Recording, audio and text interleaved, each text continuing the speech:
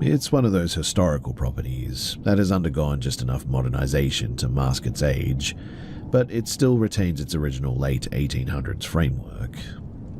For the first few seasons, the place was pretty good too. There wasn't even a structural creak. But everything shifted about 8 months ago when we brought our newborn son home from the hospital. Now, I'm well aware that chronic sleep deprivation can cause your mind to play really severe tricks on you, but the occurrences inside this house have become far too consistent to be just dismissed as a lack of rest. It all began with vocal mimicry.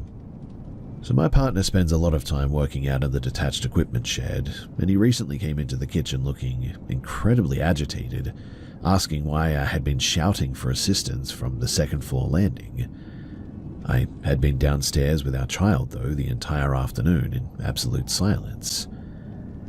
Then, a couple of weeks later, I was in the midst of taking a shower when I distinctly heard him step into the bathroom space, stating, "Hey, I'm running down to the gas station," and click the door shut. When I stepped out into the hall, his truck was gone, but upon asking him later, he had actually departed 20 minutes prior to that moment. The physical layout of the building seems to amplify this thing too. There's a secondary narrow stairwell near the kitchen that was originally built for domestic stuff, and that specific quadrant of the house always carries a sort of heavy and suffocating pressure to it. Last month, I was sitting on the rocking chair in the nursery, which is situated directly at the apex of those rear stairs, trying to get our son to drop off to sleep.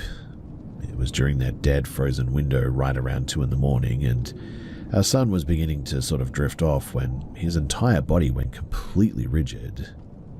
He didn't look toward the open hallway either. His eyes locked directly onto the floorboards in the absolute center of the room. I followed his gaze and watched the woven rug that we have in the middle of the nursery visibly compress. It wasn't an abrupt indentation or anything, exactly as if a heavy individual was slowly shifting their physical weight from one foot to the other while standing directly in front of the crib. I could hear the old pine joist groaning beneath the weight of this invisible mass too. I desperately tried to rationalize it as the framing settling due to the night drop in the temperature, but then our smart nursery monitor captured something that genuinely made me physically ill. It's a high-end unit equipped with automated motion tracking lenses, and while I was downstairs preparing a bottle, my phone buzzed with an alert, "Unusual activity detected in nursery." I opened the live feed. The motorized camera was slowly panning in a smooth arc. It wasn't centering on our son, though. It was systematically tracking something invisible that was walking in a flawless but deliberate circle around the exact perimeter of the crib. The terrifying part wasn't just the mechanical movement of the lens, though. It was the audio feed. The speaker picked up a wet and rapid clicking sound. It sounded just completely alien. The moment that the camera tracking path passed over the top of the crib, our son's fine hair visibly ruffled and shifted too, moved by, well, I don't know. The absolute peak of the activity, though, occurred 3 nights ago when I was standing at the kitchen counter and I heard my spouse's voice emanate from the other side of the basement door. It wasn't a loud shout. It was a sort of dry and raspy whisper pressed directly against the wooden grain, and it said, "Can you turn the handle from out there? The latch seems to be jammed." My partner, though, was sitting directly next to me in the living room sofa when this happened, and we both heard the words with absolute clarity. He grabbed a flashlight and a baseball bat, threw the basement door open, and shone the beam down the steps. But the stairwell was completely empty. He went down there and checked it out, but he never found anyone. We've now reached a point where neither of us will step foot near the basement levels after sunset, and we've permanently moved our son's bassinet into our master bedroom too. It feels as though the structure completely ignored our presence, though, until there was a brand new life inside of it to react to, which is really weird, I know. But has anyone experienced this type of mimicry before following a birth? It's really unsettling, as you can probably imagine, and frankly, it feels incredibly malicious that it's utilizing our own voices to try to manipulate our movements through the dark parts of the house at night.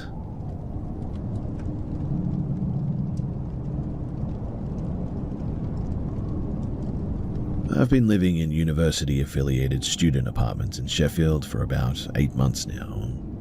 It's one of those uninspired, late 1980s concrete blocks that constantly retains a damp chill and smells perpetually of heavy-duty industrial cleaner. Last weekend, my 2 flatmates travelled down to Bristol for a family anniversary, leaving me completely solo in our shared multi-bed unit for the very first time. I'm generally not the type to get nervous in an empty space, but there's a specific, heavy kind of quiet that drops over those institutional corridors on a late weekend night that really unsettles me. Anyway, I turned in around midnight, switched off my desk lamp, and was beginning to lose consciousness when the noise began. It was a slow, deliberate, mechanical grinding, it sounded like. Actually, it sounded exactly like somebody scraping a rusted iron file across something metal. My muscles went completely rigid, and my mind shifted into that hypervigilant state where your own pulse starts echoing in your ears. The friction was originating from the center of the floorboards, right near our shared metal storage lockers. I sat upright, chest tightening, and fumbled on the nightstand for my mobile to switch on the camera flash. The scraping didn't cease the instant that the light hit the space. I swept the beam directly across the steel locker panels, and this grinding persisted for roughly 4 seconds, I would say, while I was staring right at the metal. Then, with a sharp click, it stopped entirely. Feeling a little bit foolish, I stepped out onto the cold floor and conducted a bit of a systematic sweep. I checked beneath the vacant bed frames, opened the lockers, and inspected the gap behind the radiator unit. But the space, it was completely bare. I eventually managed to rationalize the noise as a localized water hammer or an air pocket trapped in the old heating infrastructure, and I climbed back beneath the blankets. I must have dropped into a light sleep too, because I remember snapping awake suddenly again, roughly 2 hours later. The mechanical friction, it had returned, but the volume was really muted now. But then, I began to distinguish between 2 distinct vocal tracks. They weren't shouting, it was a sort of rapid overlapping whispering, coming from the foot of my mattress frame. The cadence belonged to 2 individuals, I would say, and one possessed a high, breathless pitch, while the second voice had a dry and really deep and raspy sound to it. They seemed to be communicating simultaneously, their words firing so rapidly that it sounded a bit like a cassette tape being fast-forwarded. The most disturbing element of the event, though, was that while the vocal track was active, my brain translated every single syllable with, perfect clarity. They were hostile as well, from what I could make out. At first, they were discussing how congested the layout had become, and expressing intense resentment that our belongings were occupying their square footage. It didn't carry a typical cinematic presence or anything. It felt exactly like being cornered and berated by 2 highly aggressive, tangible individuals standing less than an arm's length from my feet. And then, they began talking about getting rid of me.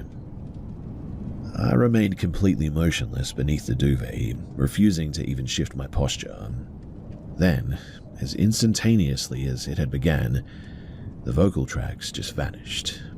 The ambient weight in the room immediately lifted, and it felt empty again.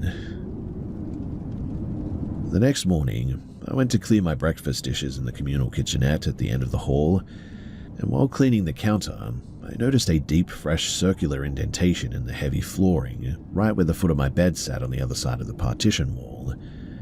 Also, the backing material had been crushed down.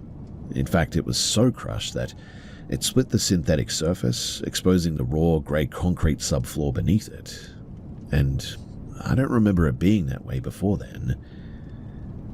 My flatmates returned late Sunday afternoon, though, and the standard routine resumed.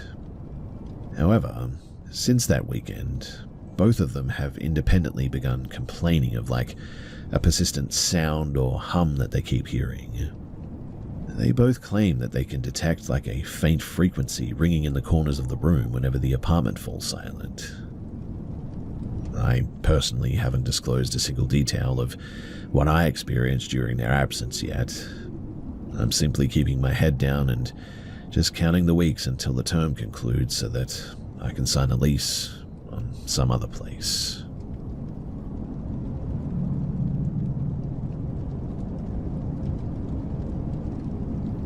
I've been debating whether or not to share this because, well, the more distance that I get from the event, the more my rational side tries to persuade me that I simply experienced a bizarre episode of sleep paralysis or something like that. But I just cannot rationalize my dog's physical reaction, and that is the specific detail that keeps me from putting it out of my mind.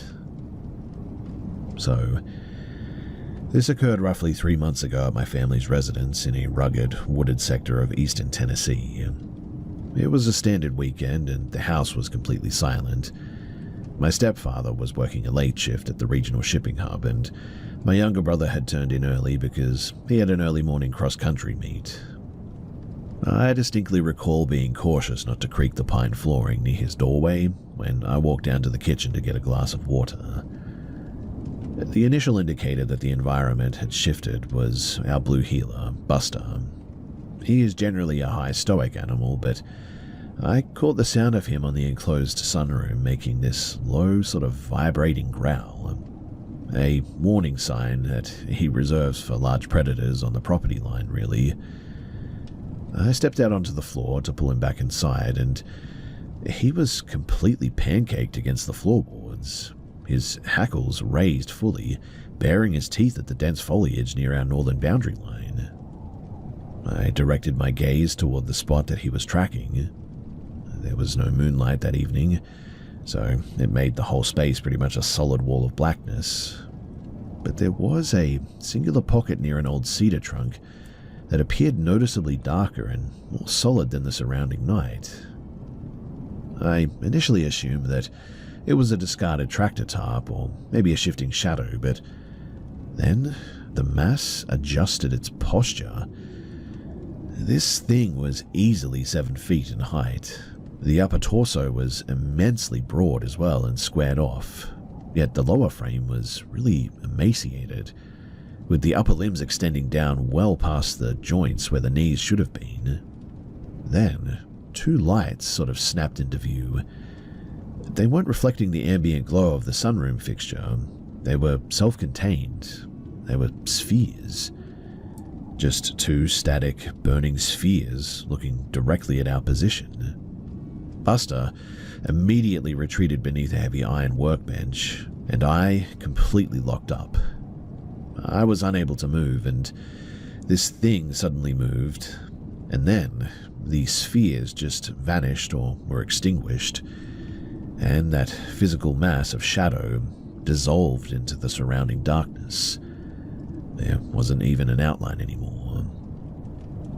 I waited a beat, and then I sort of detected a fluid ripple tracking along the gravel driveway, like a pool of dark oil sliding across the stones. It was moving directly toward the perimeter of our house. I retreated into the main house, and I secured the heavy sliding glass frame as quietly as I could. I stood in the unlit kitchen, my heart basically jumping out of my throat. I attempted to call my stepfather, but I just couldn't get a signal. That was the moment, too, that whatever this thing was, it began circling the house. I was standing near the counter, and suddenly those spheres were back, too. They were lingering at one of the windows, and it almost felt like they were trying to peer in. The exact second that I adjusted my head to get a direct line of sight with these things, they would click off like a light bulb, and just would vanish. minute later, that exact same sort of lighting would manifest in the narrow window flanking the utility room, and it seemed to be sort of inspecting every single external access point, yet it never made physical contact with the glass frames or anything. Also, as odd as it was, there was no vibration, no scratching, nothing coming from these lights. There was no sound at all. The most disturbing occurrence, though, that took place near the main hallway mirror. So I was walking down the corridor to verify that my brother's door was secure as well, and as I passed the mirror, I caught the reflection of the rear living room window behind me, and I saw those spheres clearly visible inside of that reflection, hovering static in the dead center of the pane. But when I spun around to confront the actual physical window, the glass was completely vacant. But I could still see them in the mirror. It was like they were visible in the reflection, but not if you looked directly at them. Whatever these things were, they maintained this precise sort of circuit for nearly 45 minutes too, appearing and disappearing at separate window frames, steadily shifting its orientation toward the driveway. The final moment that I saw them, that silhouette again, the dark one, was standing directly over my stepfather's empty parking space. The spheres, they flashed once, remained illuminated for roughly 5 seconds, and then everything just went completely dark.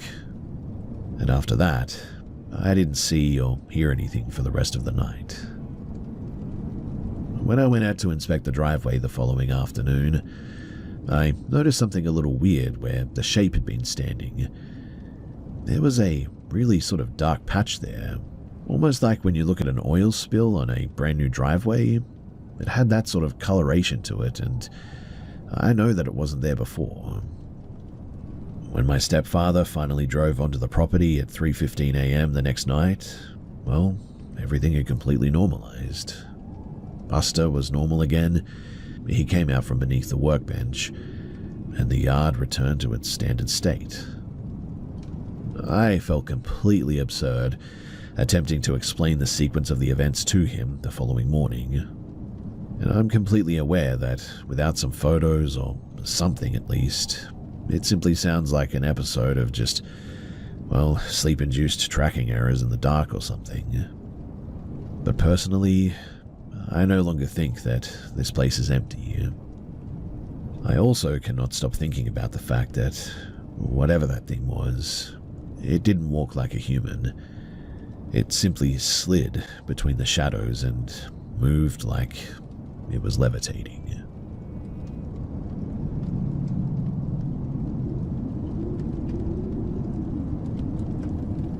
I stopped my late-night visits to the gym at a place in Salt Lake City, Utah, about 5 months ago. I still haven't gathered the necessary composure to terminate the contract in person, opting entirely for home-based training regimes instead. The situation began with a guy that I internally designated as the Sentinel. He was consistently present when I checked in at around 11:30 p.m., a guy in his late 50s, constantly dressed in heavy steel-toed leather boots and a reflective safety vest over a stained canvas jacket. He never used any of the exercise machinery. He just occupied the central weight benches and monitored the main entrance, it seemed. He maintained an unsettling routine of wiping down a pair of vintage field binoculars with his sleeve while watching people utilize the cardio equipment.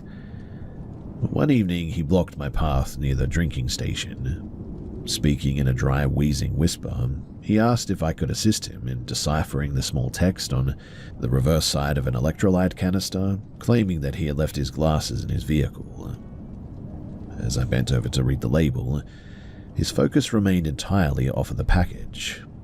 He leaned his torso forward, distinctively inhaled the scent of my neck, and then muttered, "You smell like blood." I immediately retreated, but before I could process the interaction, he produced an old analog instant print camera and took a shot of me directly in my face. He didn't request permission. He simply watched the physical print slowly colorize while maintaining a wide, rigid smile. I abandoned the remainder of my training routine at that point. I got my gear from the benches, and I left the changing rooms pretty much instantaneously. When I cleared the turnstile, though, he was positioned directly beside the glass exit doors. He remained completely mute, but he was holding the picture of me in front of me, almost tauntingly as I left. I broke into a fast walk toward my car at that point, which was about 2 blocks away due to some active and ongoing roadworks. But then I heard something. The distinct sounds of feet hitting the pavement from behind me. He wasn't sprinting, but he was definitely keeping pace with me. I quickly diverted into an old night diner just to establish a presence under active lighting and surveilling the area. I waited there for roughly 15 minutes too, purchased a drink, and then I eventually left full sprint across the remaining block to my car. At first, I assumed that this had worked as well, until I arrived at my house.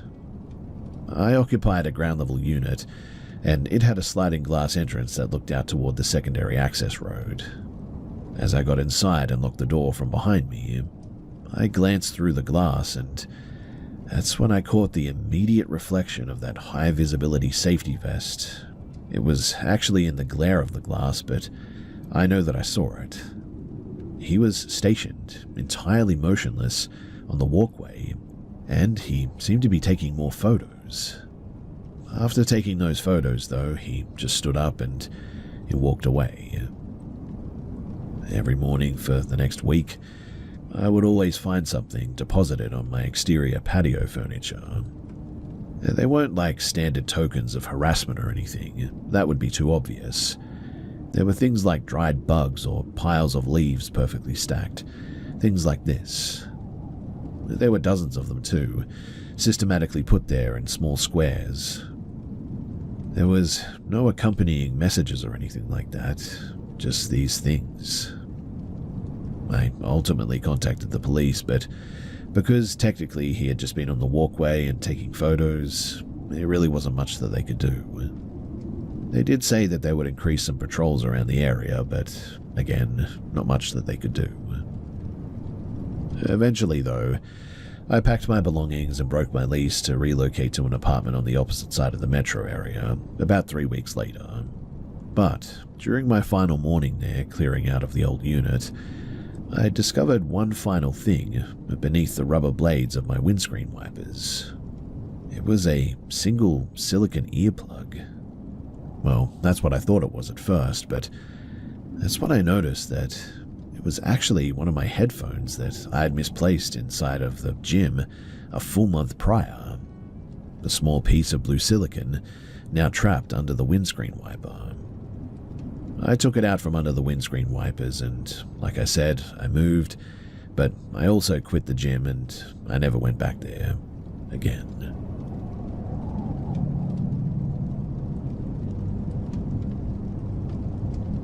So I've logged thousands of miles on heavy long-haul transport routes between the interior plains and the southern coast, and I am well acquainted with that standard highway trance where the asphalt sort of simply dissolves into a continuous blur. However, the sequence of events that my partner and I encountered 2 winters ago was not an optical illusion. We're both highly practical people, technically minded individuals. She's an industrial logistics analyst, and I work as a commercial refrigeration mechanic. Our entire careers rely on fluid dynamics, pressure readouts, and objective logic. We were transporting our equipment in a pretty heavy-duty vehicle, a vehicle that consumes diesel at a pretty predictable and aggressive rate. We were heading toward an overnight layover. Right around 9:30, the navigation system diverted us off of the highway onto a series of unsealed state roads that weren't merely remote, they felt completely prehistoric. We had been ascending a steep ridge and navigating winding, unpaved terrain for nearly 90 minutes, I would say, and yet the fuel gauge remained fixed precisely at 65%. It didn't fluctuate even a millimeter. Even the onboard computer's digital range remaining calculation stayed completely frozen. It was exactly as if the vehicle was tracking across a map grid, but it was like we weren't losing any fuel or anything. Then, the homesteads began exhibiting, well, bizarre behavior.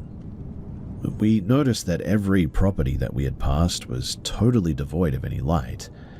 No security lanterns, no internal lights, nothing but cold iron and timber. My partner remarked with dry irony, "Watch the next one light up like a football stadium." And sure enough, we rounded a sharp curve and encountered a small cottage with every single external fixture, including 3 floodlights and an overhead workshop bar, blazing intensely into the dark. Which was really weird because it almost felt like the environment or something was actively processing our conversation in real time, instantly generating whatever concept we specified. The oncoming traffic, though, was the absolute weirdest. After driving for maybe 30 miles without encountering a single vehicle, we passed a cluster of 3 identical white sedans traveling in a really rigid and perfectly staggered convoy. It resembled almost like a stunt formation if you've ever seen one.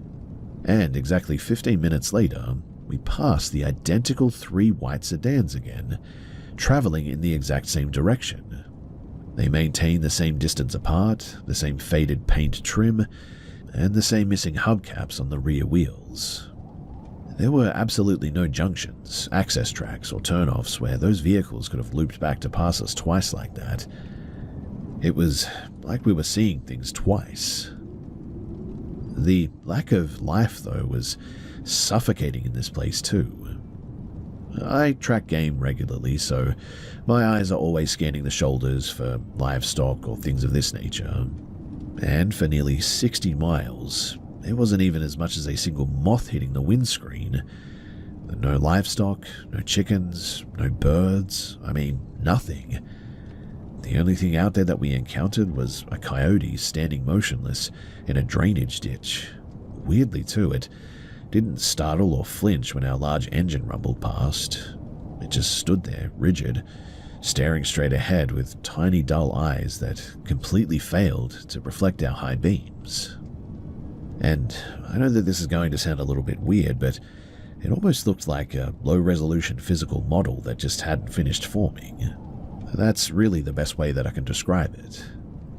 Our old dog, though, who is typically an immovable fixture in the cabin, was now trembling violently under the rear bench. He was clearly terrified by something. Then we had a vehicle behind us trail us for, maybe 30 or 40 miles. A set of headlights maybe 5 meters away from our rear tray, which was super dangerous too. My partner kept monitoring the side view mirrors, her face draining of color more and more, and she then informed me that the lights were not from a vehicle, but they were, morphing is what she said.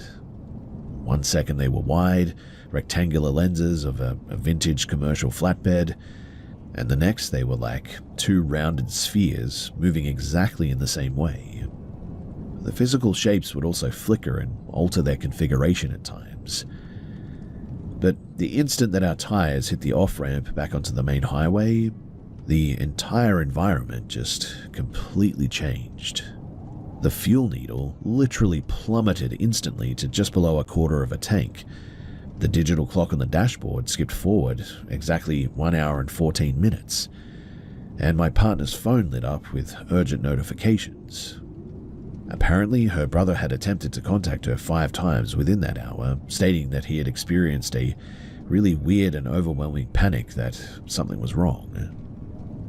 Thankfully, we got to our destination in one piece, but man, that was a really weird night. We completely avoid those back roads these days, and I don't care how many minutes I might save if I were to take it. It's just not worth it. I don't know how to explain what happened that night. I don't know where all that time went, but whatever the case was, I won't be going back there.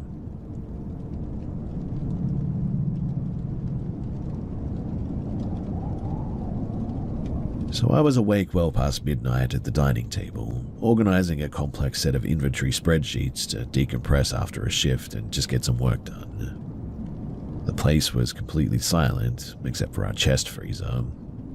My partner had drifted off on the armchair in the adjacent lounge. I could see them because of the TV screen's light. I wasn't looking directly at the lounge too when something happened. I was looking into the polished glass of the entryway display cabinet, which provides a direct angle reflection of the seating area, and in the reflection, I watched a towering, emaciated black shadow emerge from the recess of the linen cupboard, not stepping through the door, but appearing to unfold directly out of the timber framing of the wall cavity itself. Now, it did not look human at all, and didn't even move that way. The form was easily 8 feet tall, with skeleton limbs that were completely disproportionate to its torso. It positioned itself directly over my sleeping partner, bending its upper frame forward until its facial plane, if that's what you can call it, was less than 2 inches from their forehead. I went completely rigid. I was entirely alert and hyper-focused on this thing too. This thing then pivoted its upper torso toward the dining room, immediately noticing me. It didn't have any eyes, and there were just these 2 deep, non-reflective, matte black cavities where I should have been. I then heard in my head, "This one is marked." Then, a raw, protective panic overrode my paralysis, or whatever it was. I stood up from the table, strode directly to the threshold of the lounge room, and shouted, "No, they aren't. Get out of here." I reached into my pocket and pulled out my pocket knife and started thrusting it forward to try to assert myself. The reaction was immediate too. This thing just suddenly compressed into a ball of shadow and literally dropped straight through the floorboards. Our old terrier, who typically flees from loud noises, lunged into the center of the room. And then suddenly, this ball of shadow came back through the floor, came straight towards him in a beeline, and went straight through the dog. Our terrier let out a sharp yelp when that happened, and seemed to be physically thrown backward by it, his head twisting to the side. He scrambled up immediately, his eyes trying to track this thing. I grabbed a heavy iron fire poker nearby, the nearest solid object within reach, and I began swinging this metal thing through the empty space and screamed for this thing to leave. A fraction of a second later, this weird concussive sound reverberated through the framework of the entire house. The heavy steel door of our upright pantry buckled inward a little bit, and the metal shelving brackets inside literally sheared off the walls, sending everything in it crashing down and just breaking everywhere. Both of our dogs were now tracking the ceiling as well, their hackles raised and growling the entire time. After a moment of watching them do that, everything went quiet. My partner obviously woke up with all the noise, and I had to explain to him everything that happened. During the cleanup of the pantry later that morning, I think I discovered the source of that weird concussive reverberating. One of the heavy iron bolts driven deep into the framework behind the plaster during the home's original construction, I think, had been violently pulled out of the wood. What I mean is that it hadn't just vibrated loose and it was loose to begin with or anything. It had completely pulled out timber and all with it. After that too, the atmospheric weight that this house always had, especially in the corridors, and it had been getting worse for months up to this point, just completely vanished. The dogs and their weird behavior stopped as well.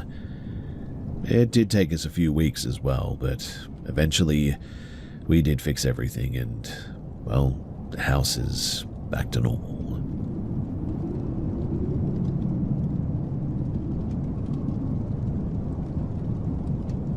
I've always joked that our dog Barnaby was kind of a total idiot.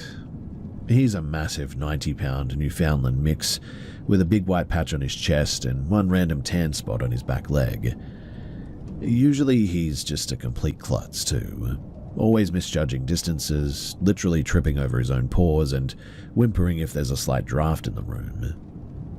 Last Friday night, I was down in my basement workshop tinkering with an old generator. A heavy winter rain was hammering against the high windows and the whole basement felt really damp and cold.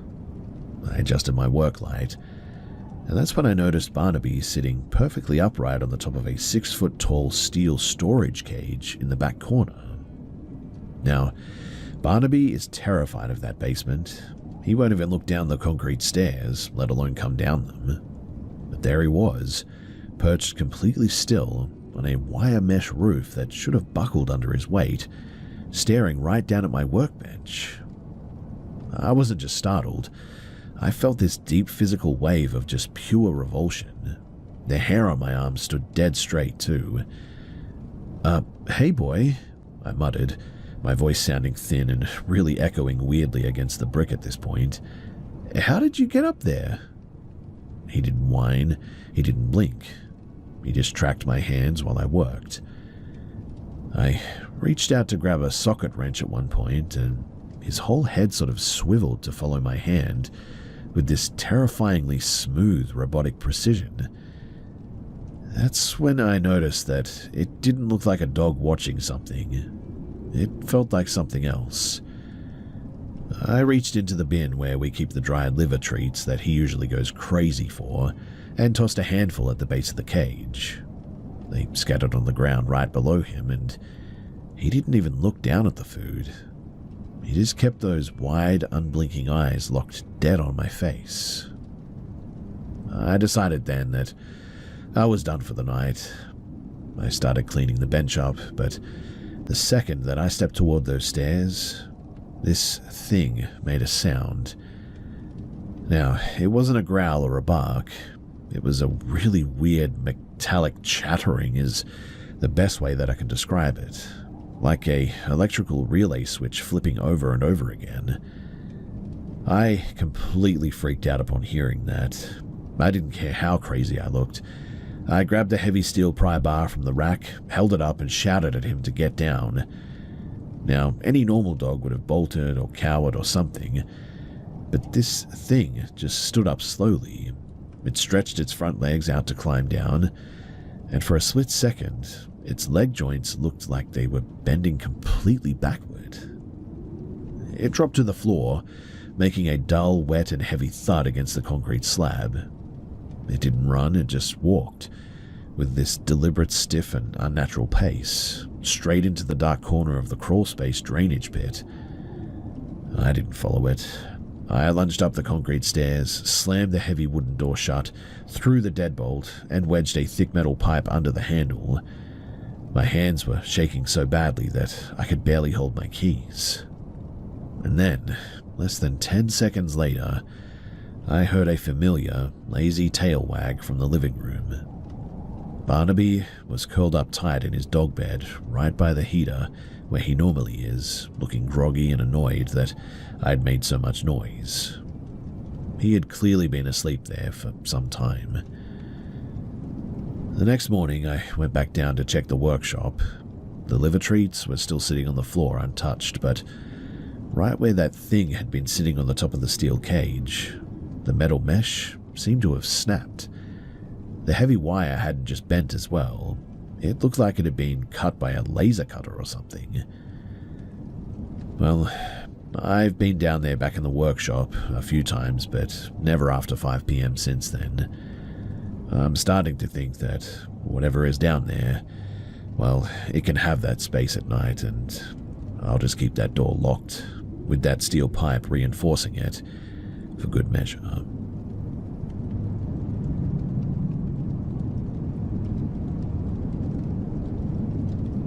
So I've spent about 6 years working as a festival lighting technician, so my whole life is pretty much about understanding shadows, glares, and how light plays tricks on you. 3 summers ago, my family stayed at this massive old heritage hotel up in the hills of Daylesford, Victoria. It was one of those giant, old-school guest houses from the late 1800s with huge timber verandas. I got up at around 4:30 to catch the sunrise for some reference photos that I needed for a staging project.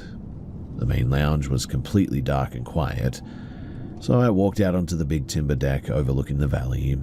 The fog was brutal, that thick, wet mountain mist that just swallows up all sound.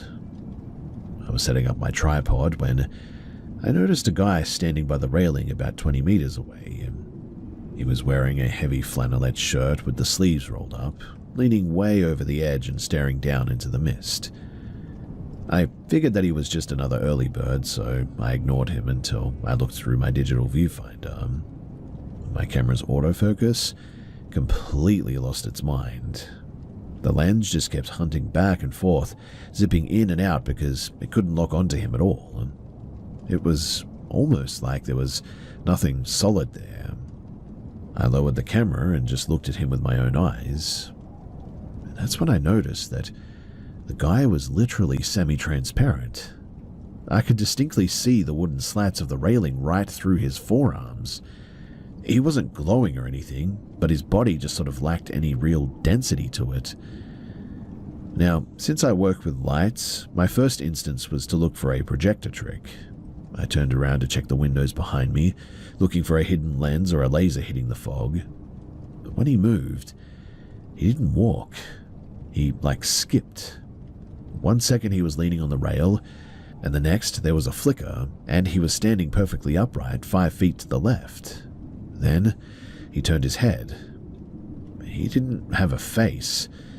It was just a smooth, blurry smudge where his features should have been. It looked a lot like a censored face that you see online from time to time.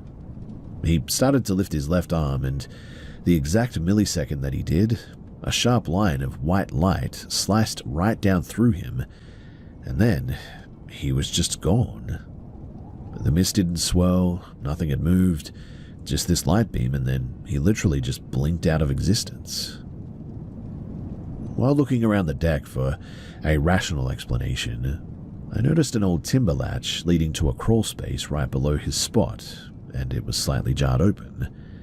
I pried it up and shone my light down.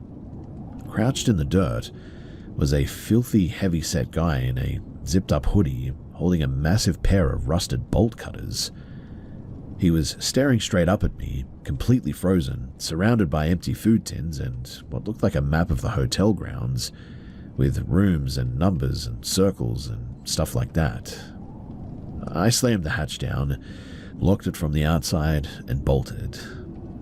I went straight to the front desk and told them about the guy in the crawl space. I didn't mention the other guy that was like a ghost or whatever, but anyway, they eventually got this guy. Well, the police did after they called them. And apparently, he'd been living down there for quite some time by this point. I don't know the whole story, but I was sort of let in on a small detail that, well, apparently this guy was pretty bad news.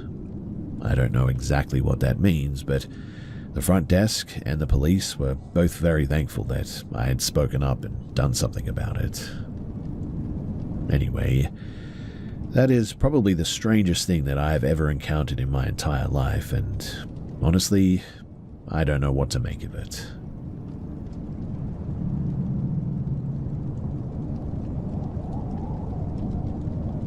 I've always been the kind of person who prefers the logic of a spreadsheet over anything vague. But there's one weird thing from my childhood in rural Delaware that I just cannot explain away. So when I was about 6, we lived in this rental house where my bedroom layout was just completely off. My bed faced a built-in wardrobe with a door that wouldn't stay shut no matter how much you tried. And every single night, this figure would pop right up in the gap of the door. It looked like a woman with the skin color of like raw dough and hair so long that it literally pooled on the floorboards. She'd stand completely still, gripping the edge of the doorframe. But the part that totally froze me was her eye. She only had one, this tiny piercing white dot of light that glowed even when the room was pitch black. I spent months doing this thing that I called something like weaponized ignoring at the time. I figured that if I didn't look at her, that she couldn't move, and I'd just stare at the ceiling until my eyes burned, eventually passing out from pure exhaustion after a few nights of getting no rest. Everything, though, changed the week that my grandfather went into hospice. The air in the house, it felt really heavy, like the pressure had tripled. That Friday night, too, I looked over at the wardrobe and realized that she wasn't in the gap anymore. Instead, she was standing right on the carpet, just a few feet closer than she'd ever been. But before I could even draw a breath to scream, she didn't just walk, she blurred. She crossed the room with a speed that was just not even possible, really. Her face was so close to mine all of a sudden that I could smell this really weird sort of chemical smell. My vision suddenly went totally black, and all I remember is being dropped into this most intense and terrifying dream of my life. In the dream, it was a beautiful sunny morning, and I walked through the house, but it was like a total vacuum. My parents' cars were gone, my baby brother's crib was completely empty, and there wasn't a single sound of birds or traffic outside or anything. I ran to my back room sobbing, and the camera of my dream suddenly sort of zoomed in on the corner of the nursery next door. It was an old white wicker rocking chair that we didn't own, and sitting on it were two toys that I'd never seen before, a tattered rag doll and a blue stuffed elephant with one missing button eye. Just looking at the elephant filled me with a despair so deep that it felt like my chest was collapsing. I woke up screaming, and from that night on, the woman in the wardrobe, well, I never saw her again. And, weirdly enough, the door now stayed perfectly shut. Well, fast forward 7 years and we had moved a few towns over. I was helping my mum clear out some old boxes left in the crawl space by the previous tenants when I reached into a canvas bag and I pulled out that exact blue stuffed elephant. Same missing eye and everything. Same matted fur from my dream. I didn't even ask. I ran it straight to the big bin at the edge of the property and buried it under the trash. Even now in my 30s, I can't handle a room where a closet door is ajar. If I wake up and see a sliver of darkness in a doorway, I have a literal full-blown panic attack sometimes. When we cleared out the rest of that box later that afternoon, my dad found a heavy vintage steel sewing needle driven deep into the wood of the crate itself. It wasn't normal sewing gear too. The thick metal had been bent into like a sharp, jagged hook by hand, and the tip was caked in a dark, dried residue that, well, looked a lot like blood. I've looked into stress-induced night terrors before, but a brain trick doesn't explain the elephant. And that's the thing that has always stuck with me all these years, and why I cannot just dismiss it.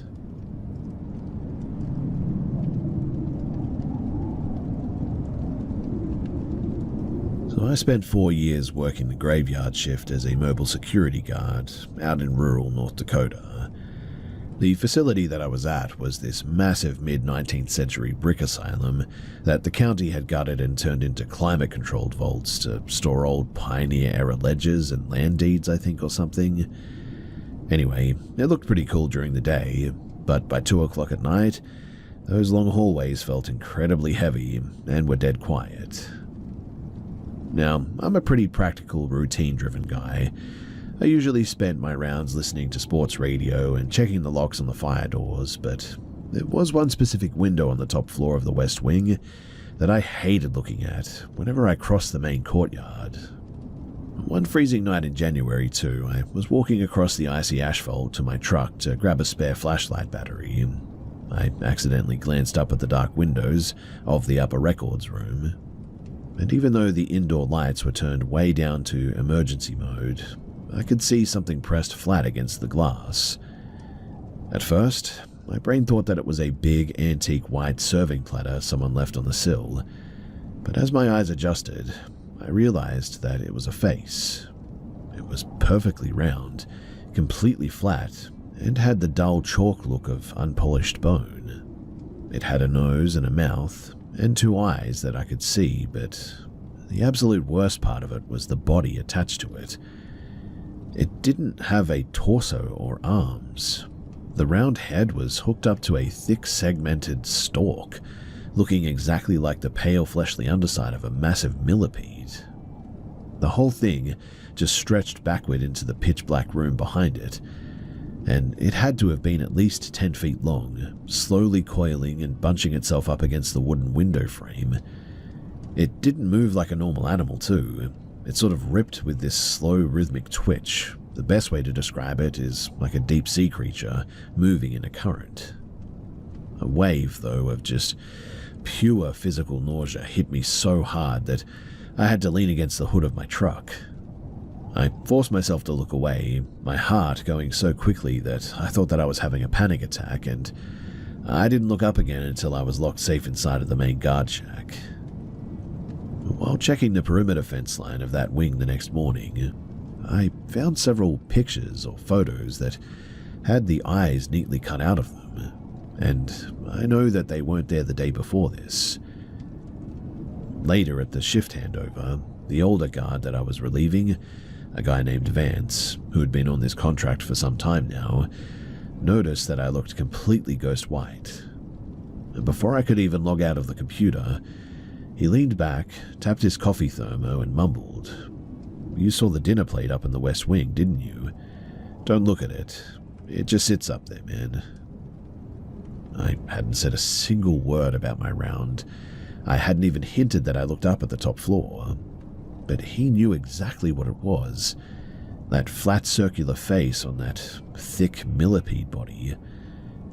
He told me that the thing, it didn't have bones apparently. It just sometimes is there when people walk past and they see it. Apparently it's never done anything to anyone, but it certainly freaks a lot of people out. Anyway, a week later, I had to do one final check of that room before quitting. Right along the inside wooden sill of that specific window, I noticed that the old trim there, well, something had been eating away at it. The bare wood was coated as well in this thick, sticky, slime that smelled incredibly strong, like a mix of ammonia and wet concrete almost. It was horrible and not normal, that much was clear.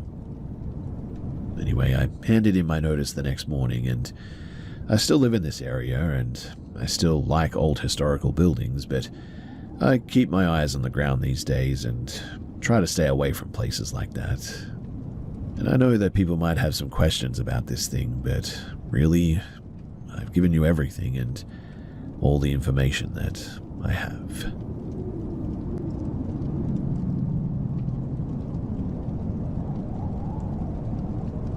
The regional sorting hub outside of Albuquerque is basically 500,000 square feet of corrugated steel and concrete, positioned right where the high desert starts to turn into scrubland.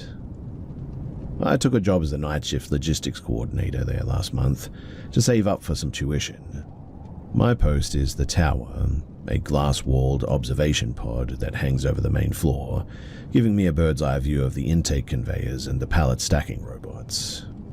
It's usually a mindless grind, really.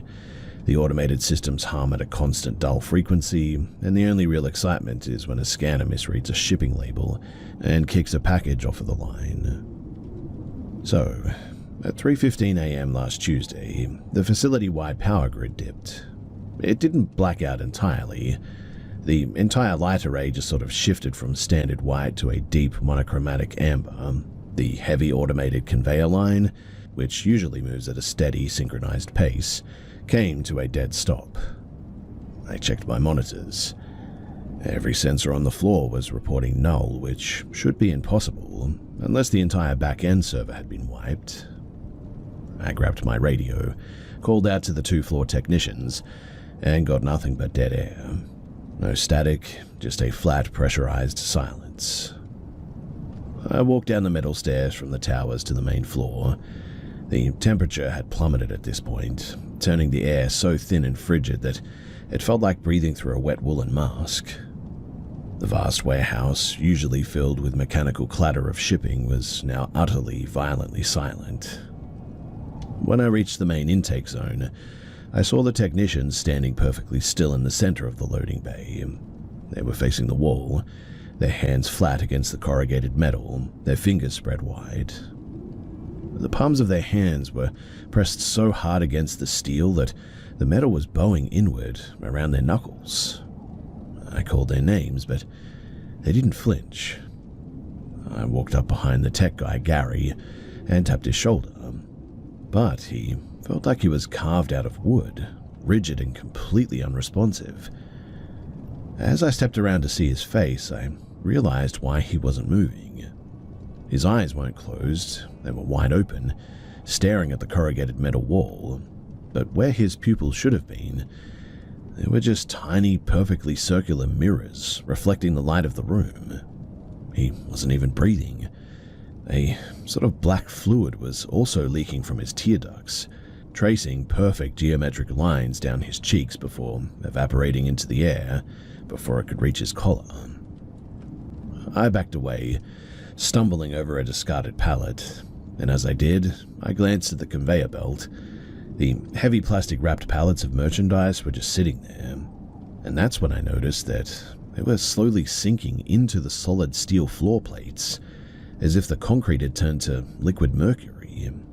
I could see the cardboard boxes warping as they pulled downward, the pressure crushing them into thin, flat sheets as if they absorbed into the floor.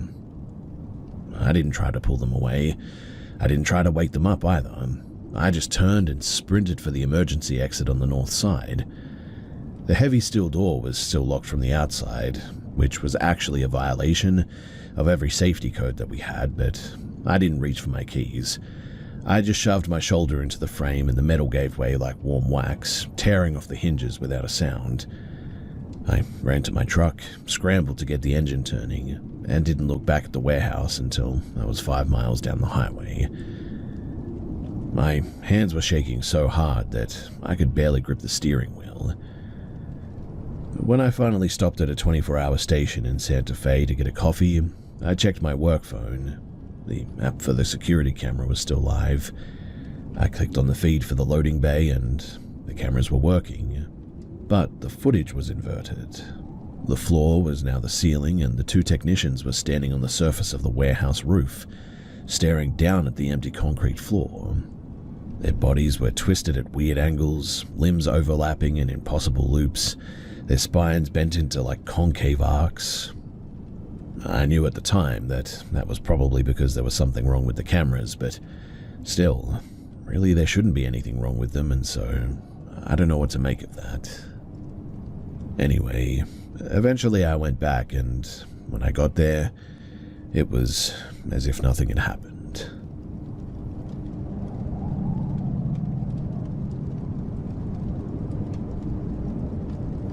I grew up in an old, sprawling farmhouse in New Hampshire.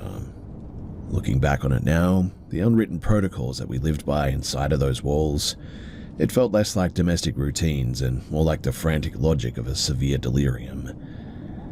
My parents purchased the property in the early autumn of 1998, and from the very first afternoon, a small faded oil painting of an empty canal hanging from a rusted iron peg in the pantry always freaked them out. During the final walkthrough, the previous tenant, a deeply eccentric elderly widow, warned my father with absolute gravity that if that specific frame were ever unhooked, the equilibrium of the structure would permanently fail, is what she said apparently.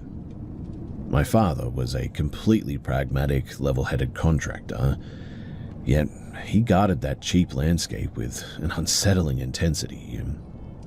For over a decade, it was never touched. When I was roughly 4 years old, I began having frantic repetitive arguments with my mother because I wanted to go down into the stone root cellar to help the other boy clear the wood. I would insist to her that his guardian was forcing him to stack old cedar crates in the dark and that he was strictly forbidden from speaking aloud to me. My mother, desperately attempting to suppress my terror, consistently dismissed it as a hyperactive imagination, but she immediately installed a heavy brass deadbolt on the cellar door and turned the key every single night. The subterranean level of that house was an absolute maze of damp foundations too. It contained a half-finished laundry area that smelled intensely of scorched wire, a small water closet where the basin had been ripped out and the drain line was plugged with a heavy rubber expanding stopper, and a dark storage inlet where my father kept his redundant mechanical tools. My siblings and I used to navigate that space a lot, but we maintained a rigid sort of unspoken contract, I guess you could call it. No one ever remained in the laundry area if the light bulb in the tool area went out. It always felt as though the darkness of those foundational corners were physically heavier and more opaque than the natural shadows should be. It was a weird place and we all knew it. But then there was this man who lived across the gravel road, an isolated neighbor named Gideon, who occupied a dilapidated timber cabin. He was well into his late 70s and had developed a persistent sort of habit of dropping off bundles of kindling and stacks of outdated farm journals on our rear porch between midnight and dawn. He was utterly convinced that our family was freezing to death because he rarely observed soot or exhaust rising from our external furnace stack. My father, he was forced to manually haul the wood back across the road every weekend too, an action that resulted in Gideon standing silently at the edge of the clearing, tracking our movements through heavy field binoculars while we played in the grass. The most severe incident involved Gideon occurred during a humid afternoon when I was about 5, I think. I was playing near the boundary line of our property when he just sort of materialized from the dense briars, telling me that there was an injured hawk in the brush that required my attention. He gripped my arm and began guiding me toward the thickest section of the timber. My older sister, who was only 7 at the time, spotted the interaction from the porch and came sprinting down the incline, hurling heavy gravel rocks at him until he finally released his grip on my clothing. My father immediately contacted the local sheriff's department, but the intervention did little to stop Gideon. He would simply park his old utility truck at the very edge of the property, staring fixedly at our front entrance for hours. Gideon, he passed away due to a sudden heart attack, and when the liquidators finally gained entry into his cabin, they discovered that he had completely sealed every window from the interior using thick plywood sheets. And he had meticulously reconstructed our entire household floor plan across his main living room wall using red pushpins and industrial twine. Following his death, the farmhouse became active in a way that felt as though the space itself was trying to break a sudden silence. We would return home from school to discover the heavy rear sliding door thrown completely open and the kitchen microwave running on high, the internal glass platter spinning completely empty with the digital counter set to 9999. Absolutely nothing was ever stolen or displaced or anything, but the kitchen, it felt weird. When my parents eventually separated years later, and the rooms were stripped half bare, the occurrences turned distinctly aggressive. My older sister, she was managing a load of linens late one evening and left a completely full, factory-sealed container of industrial liquid starch resting on top of the washing machine. She stepped away for less than 10 minutes, and when she returned, the jug was lying on its side in the center of the concrete floor, completely drained of its contents. The plastic safety seal had been cleanly sliced away with a blade almost and was resting on the lint trap, while the screw cap had been placed with precision over the exact center of the floor drain. On another occasion, I had this old battery-operated electronic toy organ in the basement, a cheap plastic unit manufactured in like the mid-1980s, I think. But the internal cells had ruptured and leaked corrosive acid everywhere years prior, making the circuits entirely dead. But one afternoon, while I was rummaging through some storage for some work boots, that dead toy began suddenly broadcasting.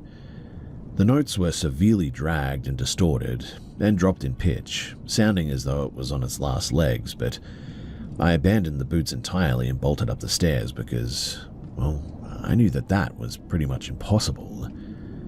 The upper level offered no reprieve, too. I was resting in my bedroom one day when the latch on my door clicked open, and a solid dark silhouette roughly the size of a bird sort of shot out from the hallway and dove straight beneath my heavy oak chest of drawers. Convinced at the moment that a bat had somehow entered the house, I shoved the heavy furniture away from the wall, but there was absolutely nothing behind it, except for some dust. Even my mother, who steadfastly refused to acknowledge any anomalous behavior in the house, completely broke her silence while preparing the property for an open house showing. She distinctly heard her sister's voice, extremely clear, sharp, and high-pitched, calling her name from the master suite. She entered the room under the impression that my aunt had arrived early to assist with staging, but the room was empty. When she called my aunt, she discovered that she was still driving the interstate over 60 miles away. The definitive break, though, occurred while I was taking a shower. So the stall was enclosed by this thick, frosted glass paneling, and I heard a sharp, distinct knock against the frame. My sister's voice clearly stated that she needed to get the medical kit from the wall cabinet. Through the glass, I watched the dense silhouette of a person press flat against the pane, looming there in total stillness. The figure remained completely motionless for 5 minutes at least, without shifting its weight even a single inch.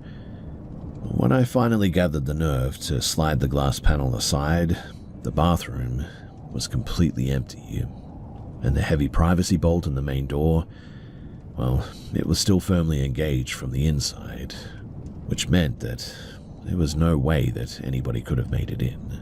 Now, we had many other things happen too, like knives appearing randomly underneath people's pillows, which we swore that none of us ever put there. On one occasion, the house almost burnt down because the stove was on that, again, we all swore that we hadn't turned it on. We officially transferred the deeds to the property the following week after that shower incident, though.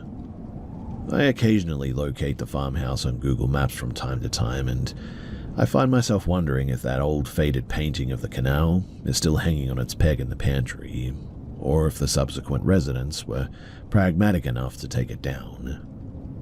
Considering the property has been relisted on the rental market 3 separate times over the last 4 months, I am highly inclined to believe that, well, they must have moved it.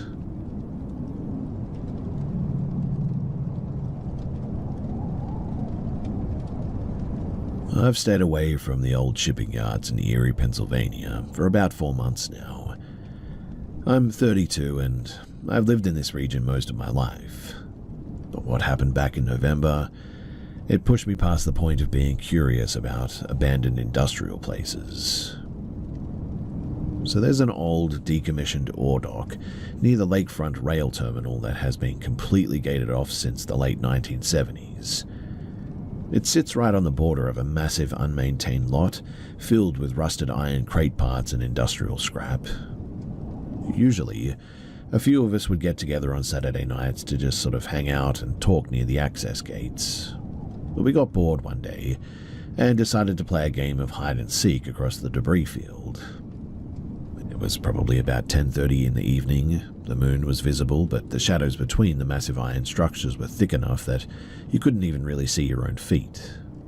My cousin, Marcus, was searching, and he's the kind of guy who notices the slightest bit of movement from a distance, so I decided to play it smart.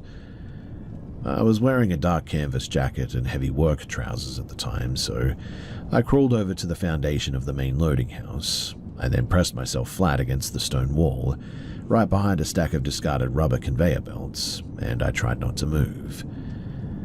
I was sitting there for maybe 10 minutes, I would say, just listening to Marcus moving around about 60 yards away, when I felt a sudden sort of drop in the temperature right against the back of my neck. I looked over my shoulder a couple of times because it was so weird, but it was just the same dark stone and the empty shadows. When Marcus started heading toward the far side of the enclosure, I saw my chance to bolt for the designated safe zone and win the round. So I stood up to run, but for some reason I did one last look back at the precise spot where I'd been crouching, and I swear to you that something was standing exactly where I had just been. Whatever it wasn't a human. It was this pale, spindly shape, easily 7 feet tall, but it was hunched over aggressively as if its torso was too long for its legs. It didn't seem to have a face in the normal sense. It sort of looked like a smooth porcelain mask with a horizontal slit where the mouth should have been. And then there were these 2 milky reflective orbs set deep into that opening. It was just staring fixedly at the exact spot where my head had been seconds before as well. I didn't even yell. I sort of tripped backward over the conveyor belts and scrambled away. Marcus, he heard the impact and came jogging over, probably ready to laugh about me being clumsy, but he stopped about 15 feet away from me. He wasn't looking at this entity behind me. He was staring at the thick tree line near the marshy edge of the property. I scrambled to my feet and asked him what he was looking at, and his voice was completely flat, devoid of any inflection. He just pointed a finger and said, "What is that thing's neck doing?" I looked over, and behind one of the thick willow trees at the edge of the lot, there was a second silhouette. This one was entirely pitch black though, but it possessed that same sort of distorted, elongated proportions. It was peering out from behind the trunk, and I know that this is going to sound weird, but its head was rotating in a sort of continuous 360-degree circle over and over again, while its eyes, just 2 glowing static pinpricks, stayed completely fixed on Marcus. Well, we didn't stick around to see what these things were. We cleared the chain link perimeter fence in record time, and we didn't stop running until we reached some stores. When we finally looked back after we got to safety, well, we didn't see the creatures anymore, and so I don't think that they followed us. We told the rest of our friends, but they just joked about us seeing trespassers or letting the dark get to us. Marcus and I don't really care though. We both saw the way that those things moved, and it completely defied human anatomy. I still have the deep scuffs on my boots from scrambling over the scrap that night too, but I know one thing. I won't be going back to that terminal to get a closer look at anything. In fact, I've even started taking the long highway route home just so that I don't have to drive past those iron structures after dark.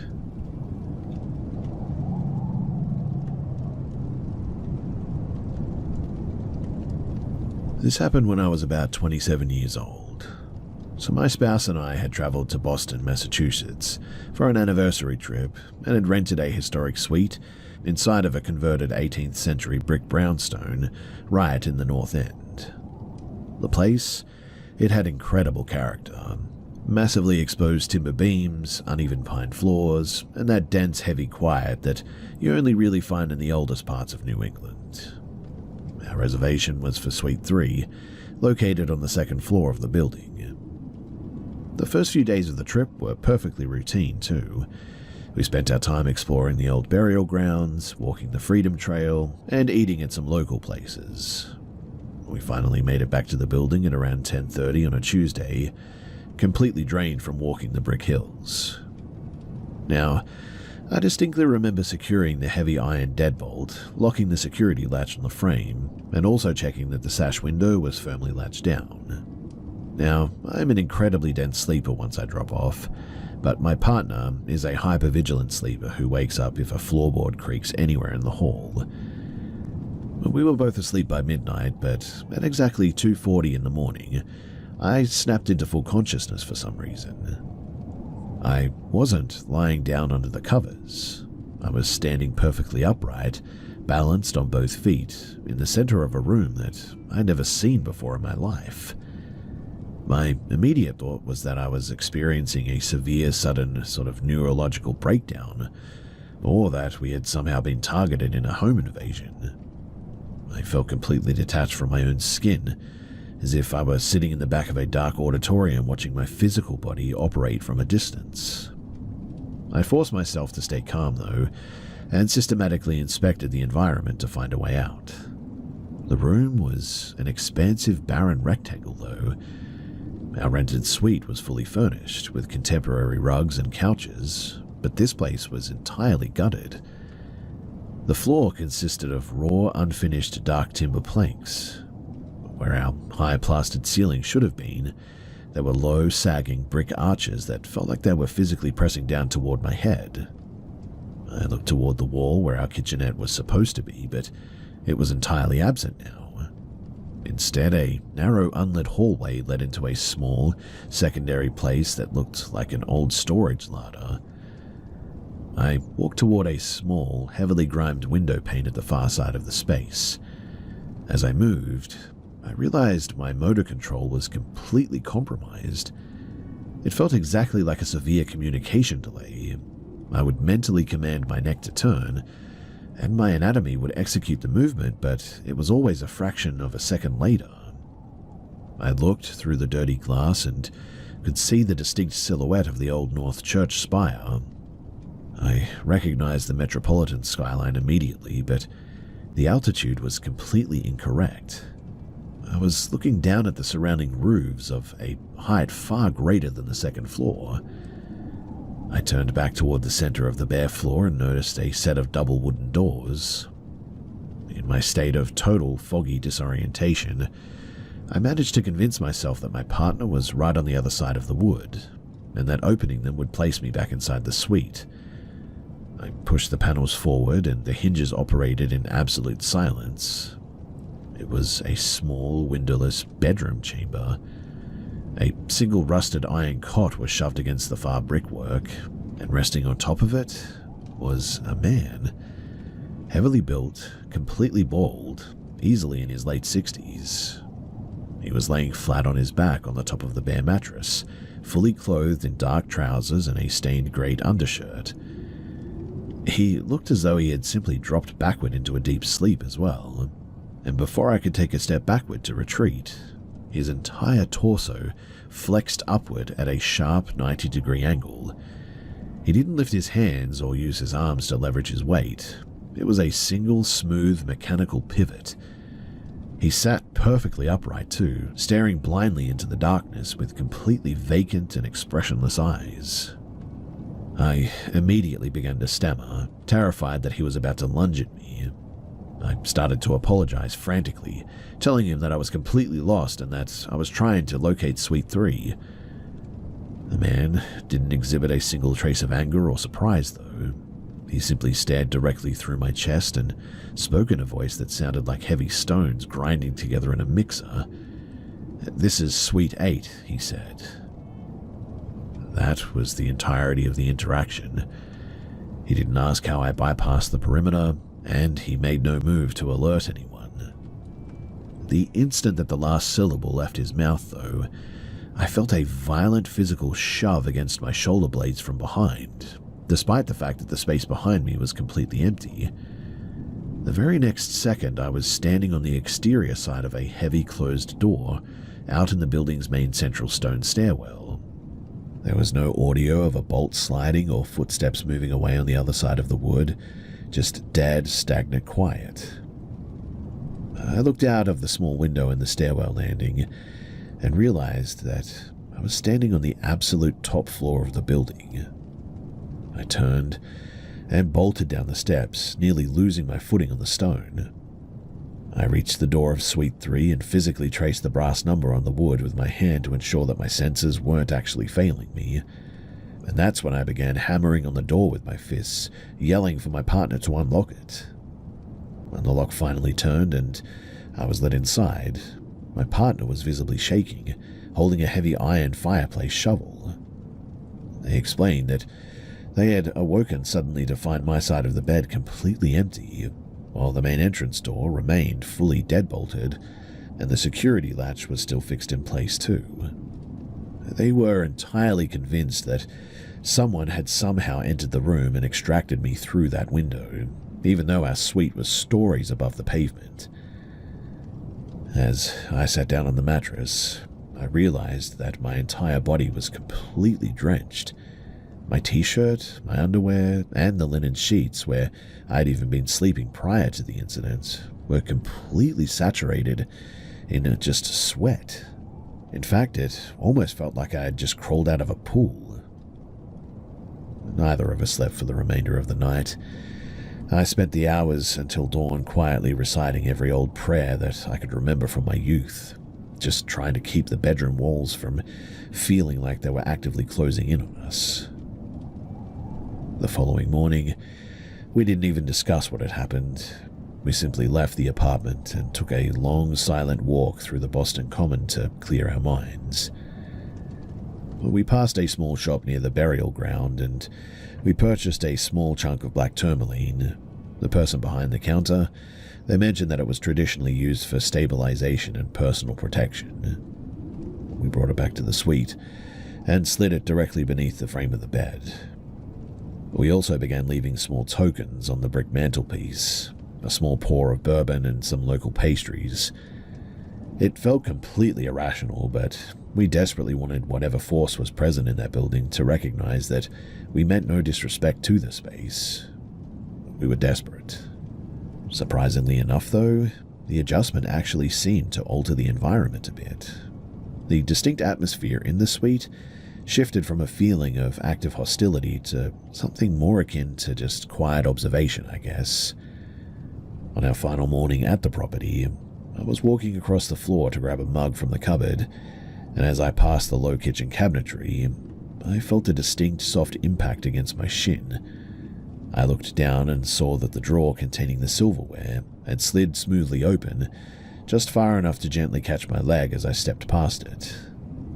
Nobody else was within arm's reach of the counter. It wasn't a violent or aggressive movement, but it felt like a deliberate nudge for sure. I actually spoke out aloud to the empty room, feeling completely crazy, but saying thanks, and for the first time in like 3 days, the temperatures in the kitchen didn't feel freezing all of a sudden. Now, before we officially checked out and departed, my curiosity completely overrode my caution at one point, so I walked back up the central stairwell to the top floor to locate Suite 8. When I found the entrance, the door frame was completely sealed off with thick construction plastic and bore a prominent federal asbestos warning sign. I managed to peer through a small clearance gap in the plastic sheeting, and the interior was a total structural gut job. There were no finished floorboards, no interior walls, no furniture, and no iron cot, too. It was nothing but bare historic brickwork and mounds of old plaster debris. The digital electric lock on the doorframe, well, it didn't even seem to be connected to the power source anymore. I still have absolutely no rational explanation for how my physical body ended up inside of a secured, unpowered construction zone 2 full stories above our room, while our entire suite door remained deadbolted and latched from the inside. We are actually planning a return trip to Boston this coming winter, and my partner wants to reserve a space in the exact same location. Personally, I'm a bit torn by this. Part of me genuinely wants to see and is very curious about what was happening there, but the other part of me, well, it's completely terrified of waking up in the dark and hearing that flat, grinding voice tell me that I'm in the wrong room again.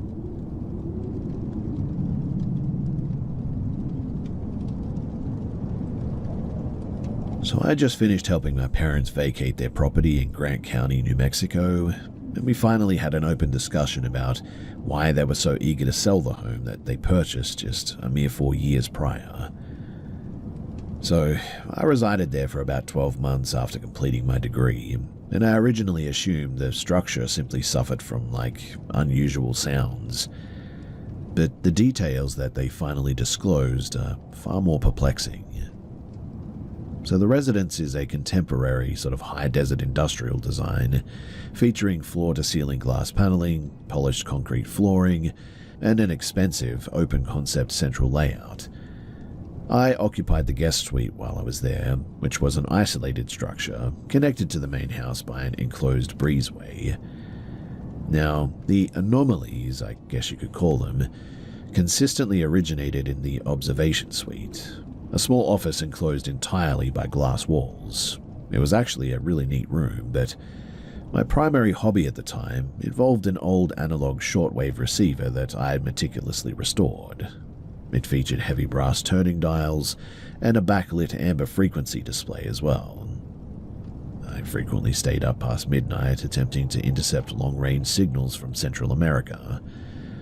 And one evening at around 1:30 in the morning, the ambient atmosphere in the office became unnaturally weird. It's a bit difficult to describe, but it was like the sensation where the desert breeze sort of completely dies off, leaving the air feeling sort of stagnant and weird. I was seated at the workstations when the primary turning dial began to rotate rapidly. It wasn't slipping or shifting. The heavy brass wheel was being actively turned by a force with significant mechanical torque to it. I yanked my hands away and watched the entire radio unit begin to violently vibrate against the wood desk. Then, there was this weird sort of visual distortion. It was in the reflection of the glass window pane directly in front of me. It wasn't like a silhouette or anything, but it almost resembled like a vertical column, roughly 6 feet in height maybe, positioned dead center in the room, directly behind my chair. It didn't have any discernible features, but it was just sort of there. Suddenly, though, the radio's internal speaker emitted a sharp burst of like white noise, followed by an exact real-time vocal replication of my own voice. It wasn't a delayed playback, too. It was a perfect audio mimicry of me asking, "Who's in there?" despite the fact that I had remained completely silent. It seemed to be sort of relaying my thoughts. Then, this column surged directly toward my position. Thankfully, it didn't make any physical contact with my body, but it impacted the workstation with just this huge force, and the shortwave radio was instantly compacted. And what I mean by that is that the heavy steel housing wasn't just merely dented, it was flattened completely, as if it had been just subjected to a hydraulic press. I bolted for the exit, as you can probably imagine, and the moment that I hit the enclosed breezeway, I heard my mother's voice emanate from the office behind me, completely distinct, saying, "Turn off the lights, dear." My mother, though, was sound asleep in her bedroom, and I know that for a fact. When I finally pressed my parents for details during the move, they admitted that the land had apparently suffered from a severe structural resonance issue, is what they said. There was the auditory force, which is what I had encountered, I think, but there was also this visual manifestation that they talked about. My father observed it on multiple occasions, apparently. A figure in a faded, dust-covered dress would stride across the concrete patio and then simply just sort of vanish through the floor. As it turns out, the home, it was constructed directly over an abandoned subterranean mine shaft from the early 1910s. The topography as well had a documented history of severe geological failure, massive sinkholes that would open down in the old shafts without warning. One of the original site surveyors had vanished during an underground inspection, and the rumor at the time was that the shifting earth hadn't just trapped him, it had completely pulverized him under the shifting bedrock.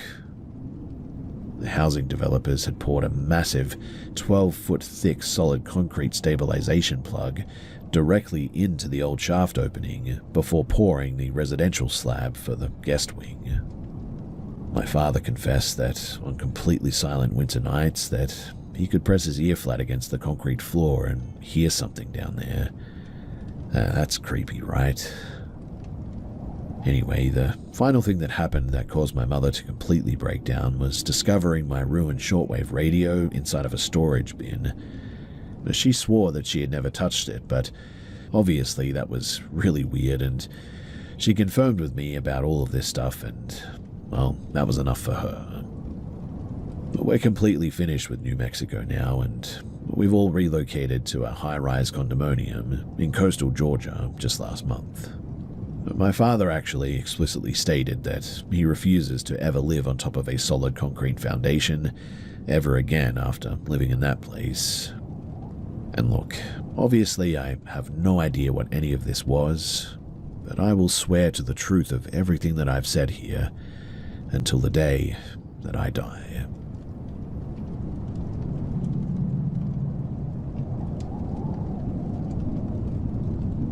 So I finally convinced my older sister to sit down and talk about the foundry house that we lived in back in the late 1990s. We rented this cramped, asbestos-siding duplex near the heavy manufacturing canals in Indiana. I was only 7 when we finally broke the lease, but I've always retained a singular vivid memory that felt less like a dream and more like, I don't know, an error in physical reality. The property, though, it possessed an unnatural sort of crushing weight to it. My bedroom, it was located in a modified basement cellar, accessed only by a remarkably steep and unlit wooden staircase. My absolute favorite possession at the time was a heavy motorized toy crane, one of those vintage plastic models that would rotate its cab and drop a magnetic hook if you threw the toggle switch on the base. It required 4 massive batteries, giving the chassis quite a lot of weight to it. Now, my mother, she completely despised that basement level. She admitted to me recently that every single time that she descended those stairs to bring down laundry, she would experience just a suffocating physical pull right in the center of her chest, and had a real hard time breathing down there. My father, an uncompromising rationalist, simply insisted that the neighborhood was constructed directly over old industrial marshland, and that methane pockets are shifting subsoil, and that it was throwing off the building's internal air pressure or something like that. Anyway, the night the incident occurred, it was really cold. The wind was howling across the shipping canals, causing the old basement hopper windows to violently rattle with their rusted steel frames. I was sitting cross-legged on the concrete floor watching the crane arms swing when the batteries, which had been installed fresh that afternoon, instantly just lost all their voltage. The room also suddenly fell into an immediate silence. And that's when I saw something. It was a cluster or a formation of geometric shadows that resembled shards of vibrating black glass, hovering in the upper corner where the concrete foundation met the floor joists. It was sort of just hovering there, really, and it sounded like a malfunctioning electrical transformer, maybe. Suddenly, my heavy toy crane was violently jerked backward across the room. It didn't roll on its plastic wheels or anything. It moved as if it was attracted by a massive electromagnetic hoist, snapping into the air and literally hovering 3 feet above the floorboards. I watched it hover there in absolute paralysis, not knowing what to do or say.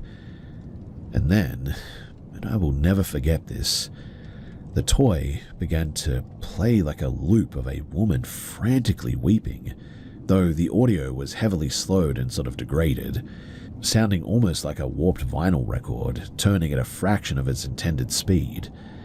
It was horrifying, though, and I began to scream at the top of my lungs. At the exact millisecond that my father slammed his boots onto the bottom step of the staircase, though, this geometric shadow up in the corner just vanished. The toy instantaneously dropped, and a cloud of black industrial soot collapsed out of the corner, coating my bed sheets and the surrounding floor in this grimy layer that smelled instantly of burnt sulfur and hot iron or something. My dad, he came downstairs and I was absolutely hysterical, and I refused to stay down there after that, moved all of my stuff out of that room, and I slept upstairs in a different room for years. When my parents finally disclosed the full history of the property years later as well, they admitted that the home suffered from something. But the particular detail that really unsettled me was that my mother told me that when she picked up the toy crane to discard it, she extracted the batteries and they hadn't just sort of discharged. The 4 independent batteries had been completely fused together into a singular twisted lump of metal. Also, she said, and I really don't even know how this is possible, but the stamped factory lettering on the sides of the casings had been completely inverted into like a perfect mirror image.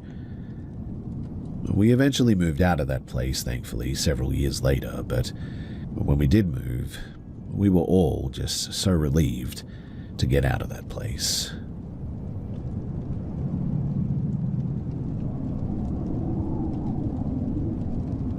So I know I'm going to get completely torn apart for bringing one of these things home, but I purchased a Ouija board a few months ago, and honestly, I thought it was just an interesting piece of, historical metalwork to display on a bookshelf.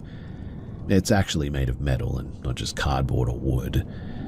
But since introducing it to my apartment, the atmosphere has completely shifted from, completely normal to just downright unsettling.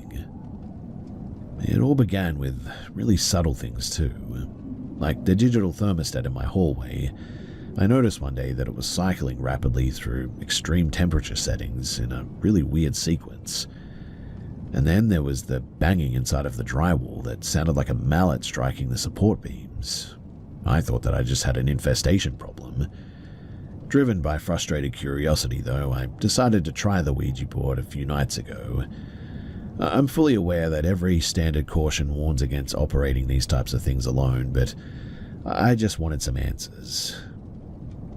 When I asked if there was a presence in the room, this pendulum instantly began swinging in violent and erratic ellipses. When I asked who this was, it bypassed the alphabet and swung back and forth over a precise string of, corresponding calendar dates maybe, in 2014? The air pressure in the bedroom dropped instantly, though, upon asking that, making my ears literally pop as if I were descending in an aircraft. I asked why that year, and the weight systematically pointed out the letters monitored. I then asked if it had been trailing me since my youth, and I've experienced reoccurring night terrors since childhood, involving a towering dark shadow silhouette watching me from the foot of my bed, and it spelt out affirm. To test it, I posed a question that absolutely nobody else could answer. I asked for the exact name of the emergency dispatcher that I spoke with during a severe house fire that I survived 12 years ago.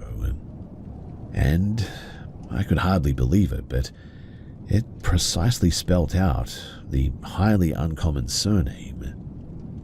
Now, there's just no way that my subconscious mind could have guided my hand to that combination.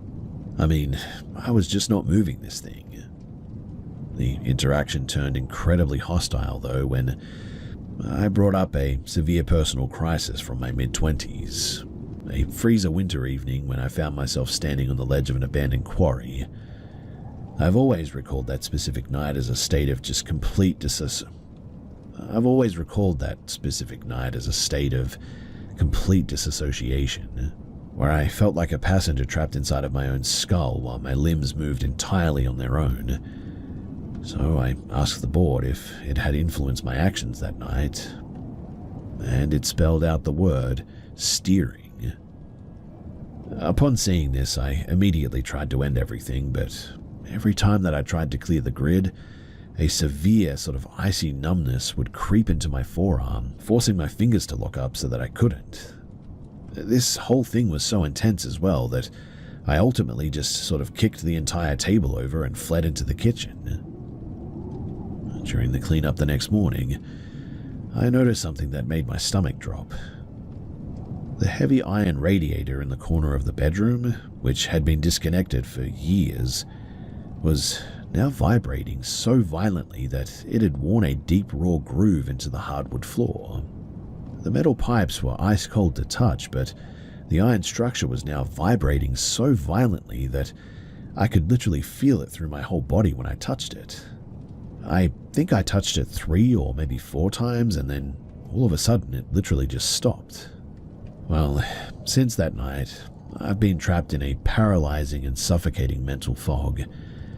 It isn't depression or anything like that. In fact, it feels a lot like that night that, I lost control of my body. I don't have any traditional means to, clear the apartment or anything. I don't even know if I could, even if I tried. This whole thing just feels like a complete intrusion into my personal space and my private life. And so, has anyone else encountered anything like this before? And if you have, how did you get rid of it? And what did you do?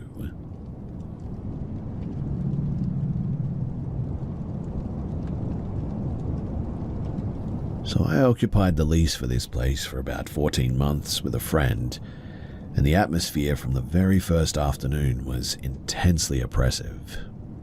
It was a late 19th century brick house positioned at the cul-de-sac of an industrial access road near some rail tracks, but making it weirdly sort of unnaturally secluded for the city. Immediately after moving our furniture in as well, both of us experienced just a severe exhaustion. It wasn't the typical fatigue from a long shift or anything. It was almost like the air was thin and even breathing was difficult at times. We would regularly wake up at dawn feeling far more depleted than we should have been, typically following long stretches of hyper-detailed, exhausting dreams that felt like they spanned entire decades. The first indication, though, that this wasn't standard urban stress occurred roughly 4 months into the tenancy. So I woke up at around 2:30 in the morning with just this intense feeling of being watched. I was lying flat on my back, tracking the ceiling, when I observed a sort of transparent dark distortion glide across the plasterwork. It wasn't an external shadow thrown by a passing vehicle or anything. It looked more like a thermal ripple in the air, maintaining a really elongated shape. It slid out from the ventilation corner, moved directly over the light on the ceiling, and then just sort of flattened and dissolved into the plaster of the opposite partition. I didn't say anything to my roommate. I simply pulled the blanket over my face and I just stayed awake until dawn. The layout of the property was sort of equally disturbing in a way too. To reach the living room, we had to sort of traverse a narrow and high-walled brick passageway that was flanked by these old storage depots, I think they were.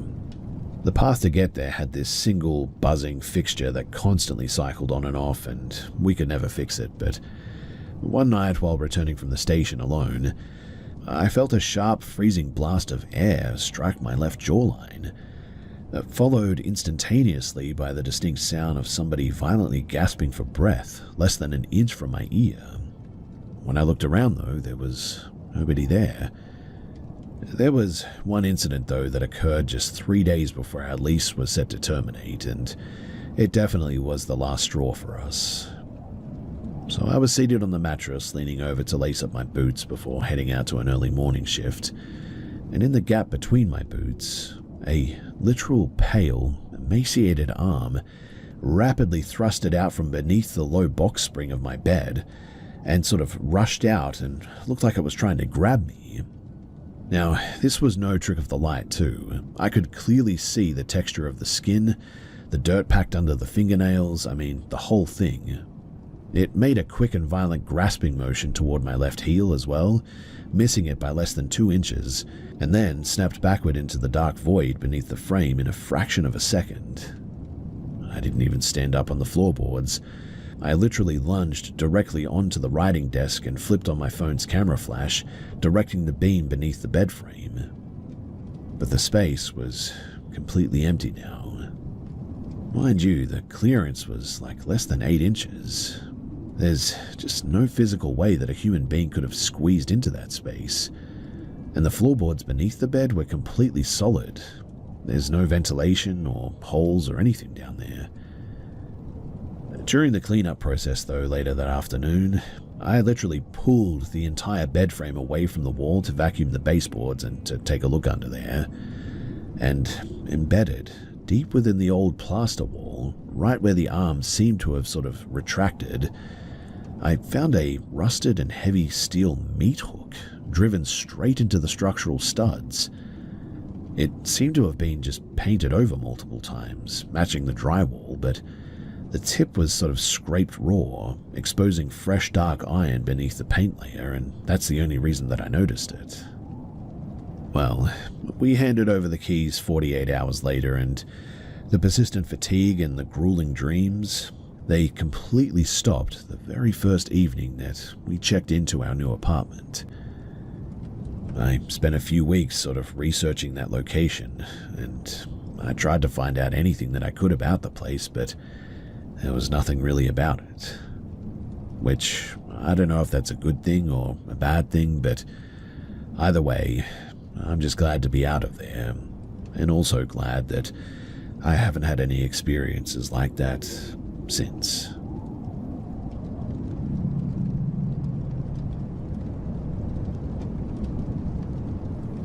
I've kept my bedroom windows pinned shut under heavy iron security latches since I was about 14, an obsession that my friends chalk up to standard home invasion anxiety. They don't know about the 5-minute block of time back in 2016 that completely ruined any sense of safety that I had left. We were renting a low, stucco-walled bungalow down in Savannah, Georgia. It was a suffocating summer night where the coastal humidity was thick enough to make the air feel greasy, so I had the wooden window sashes cranked as far up as they would go. My bed was an elevated timber loft setup with a built-in workstation underneath, which placed my mattress perfectly level with the open window screen.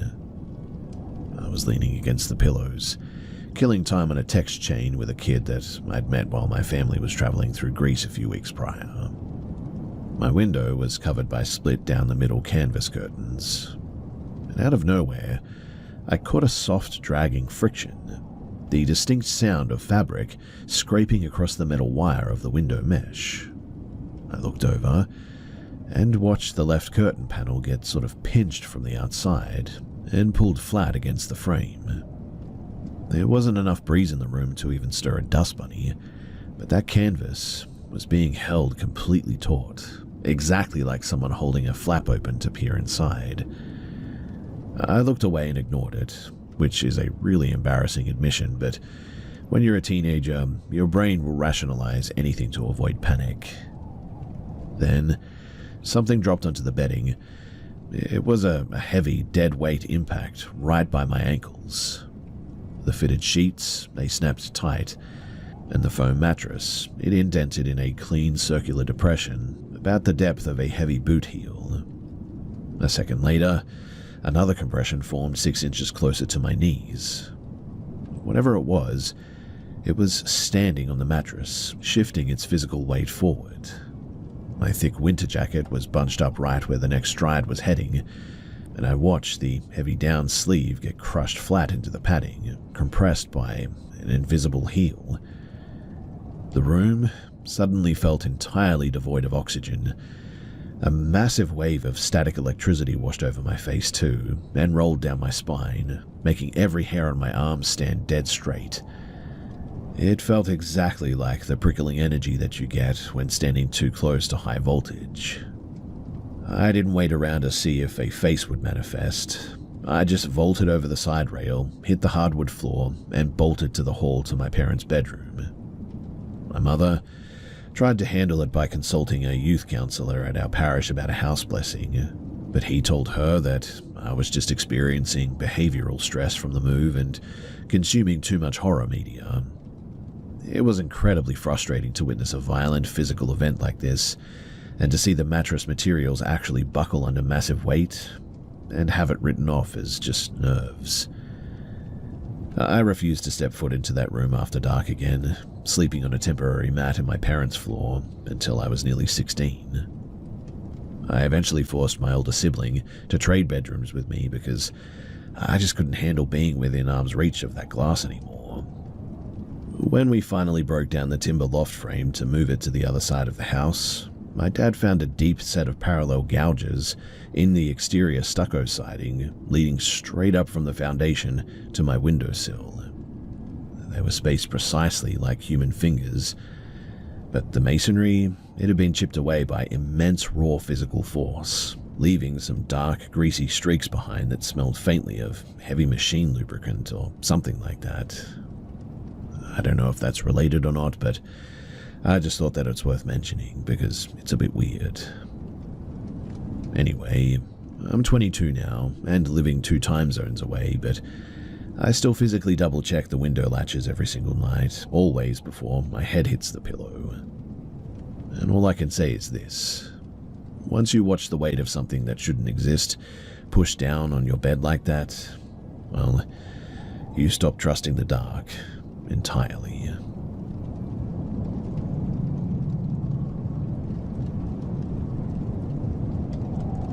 So when I was in my bedroom, my mum was in the living room with the lights off. This happened at around 8:30 p.m. and it's now past 10. My mum heard me come down the hallway and into the kitchen. She asked if I was okay, and she apparently heard a bit of a mumble back in my voice.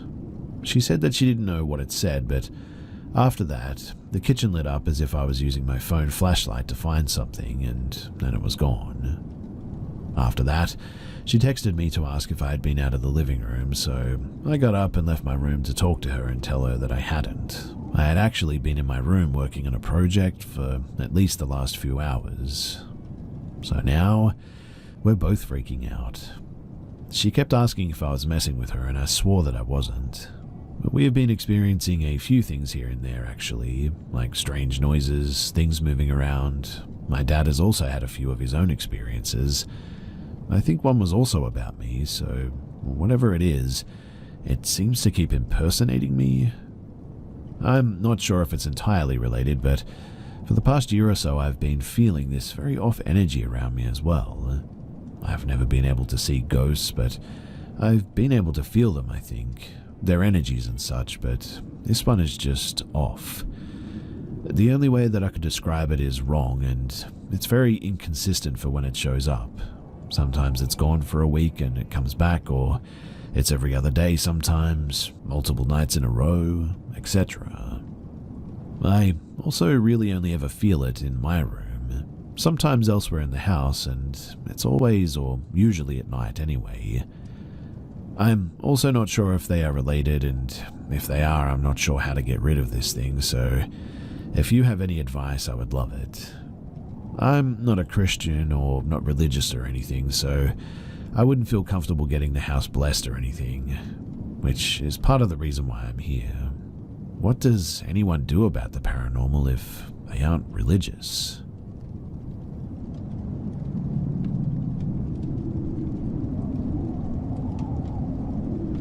One rainy night back in my old apartment, the power went out, and so we bonded through conversations and genuine human interactions, just as we all should, really.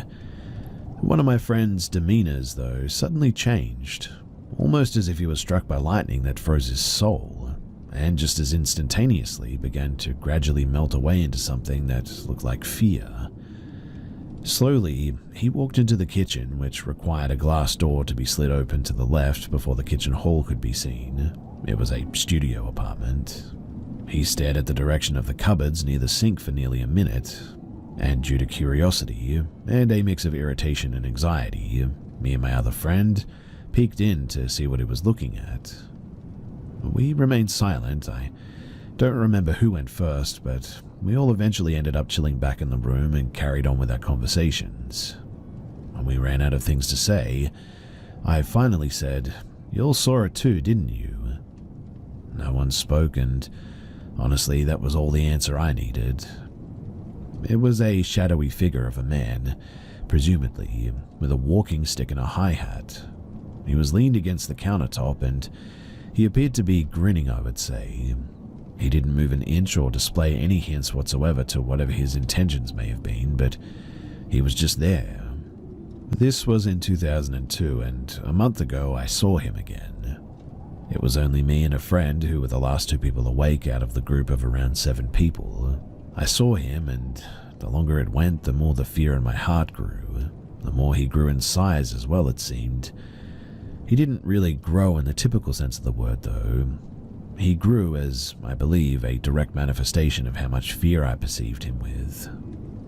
My friend saw the terror on my face and told me that he believed me before I even said anything about it. In the afternoon, when everybody was finally awake, one of our friends revealed that another of our friend, a known and respected street dude, also had the same experience and was frozen in fear as a result of what he had seen. I'm wondering though, is anyone familiar with this entity or what it could be?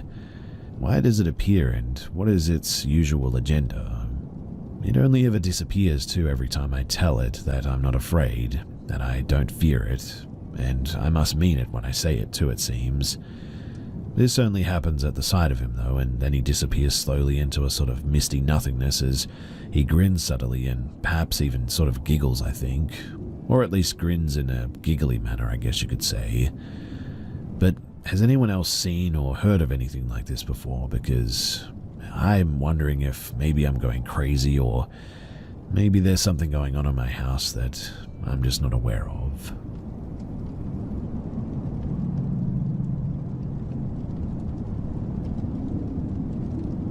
This experience is one that I've never shared with anyone besides my brother. When I was about 13 years old, I was living in rural BC. One night I was in the hot tub on the deck outside just watching the woods, taking in the silence. It was winter time and we had just recently had a snowfall that left around knee-high deep of snow. It was around 2 to 3 in the morning and out of nowhere, this large wolf, bigger than one that I'd ever seen by far, came out of the woods. I remember its coat being a shimmering silver and its bright piercing green eyes. As this wolf was walking along the fence of our paddocks, it sort of locked eyes with mine and we just kind of stared at each other as he walked past me, both alone in the middle of the night in the middle of nowhere. But what happened next, till this day, always makes my spine shiver. As the wolf walked past, he walked towards our barn with our horses in it. It became darker as it entered the barn, but the other side of the barn still had a bright light illuminating the outside that I could clearly see. And this wolf, as it entered, halfway through it went from the shape of a wolf to a very large, broad-shouldered person.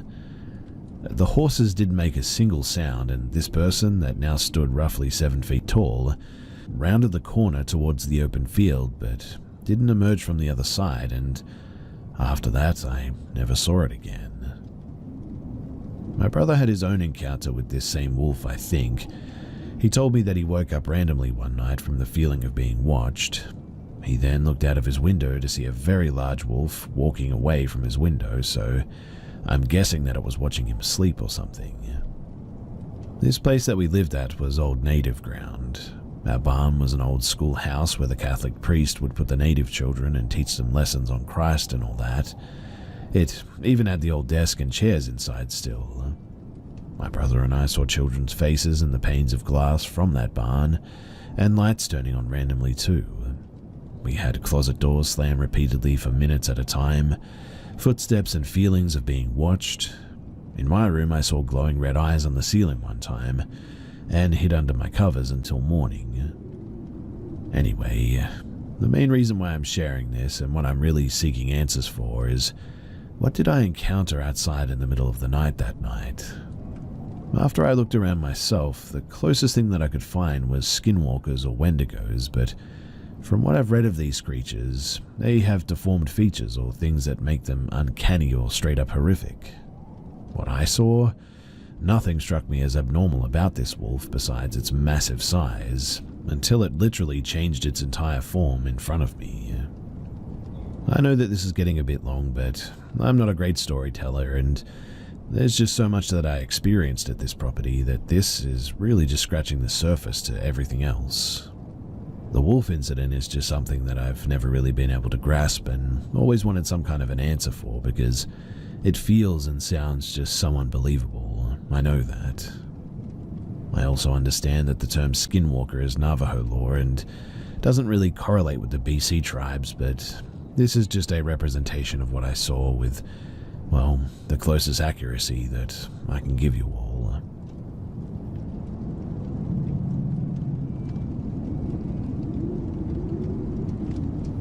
I've been living in this apartment for, well, almost a year now, I think, and I haven't had any experiences up until this last week. Things started up on Tuesday night while I was at work. My front door camera went off and there wasn't anyone there. Not that big of a deal, maybe an animal or something. But 15 minutes later and it went off again, but this time my porch light is on. So I checked back through and it was off when I left, off in the next video, and then just comes on again. I checked all of my other cameras inside and out, but there was no one at the house. For the rest of the night, the light goes on and off randomly as I keep checking. About 3 a.m. I turn on the camera and hear what sounds like someone talking, and the light is back on. I continue checking it, and 3:23 the light is off, and my coworker points out movement in the shadow in front of my door. I turn the camera lights on, but nothing there. This continued up until about 4:30, and then the light went off and stayed off. I got home at 7 and my TV was turned on, and that was definitely off when I left. But otherwise, everything was pretty normal. I worked the rest of the week and everything seemed normal as I checked in through the cameras. I had an electrician friend come over and check the porch light out on Friday. It's all good. So tonight, Saturday is my night off and I'm home watching TV. I live alone, so it's just me and the cat sitting in the living room watching TV when I start hearing someone talking. It seems to be coming from my bedroom, which is at the front of the house. Knowing that there's no one here but me, I figure it's outside, so I check the cameras. I don't see anyone around, but it gets quiet, so I figure they must have just went on down the street or something. I settle back in for my movie, and there it goes again. I decide at this point to just sort of ignore it, thinking that it's somebody else passing by. But suddenly, I hear my friend Elle calling me from my bedroom, but he's not here. He's definitely at work. I mean, I dropped him off myself at 6:45 and he won't be off until at least 7. I went into the bedroom and double-checked, but it's empty. Since then, too, I've heard it 3 more times. My cats have also reached and gone to look down the hallway, but won't go any further. At this point, I've closed the door and am planning on sleeping on the couch tonight because this whole thing is, well, really freaky.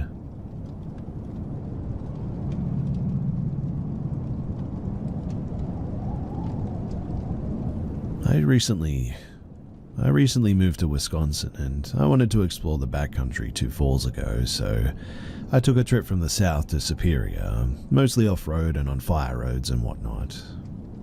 On my second night, I was in the North Woods and it was getting pretty late, so I was on a back road in heavy forest and decided to find a spot to sleep in my truck.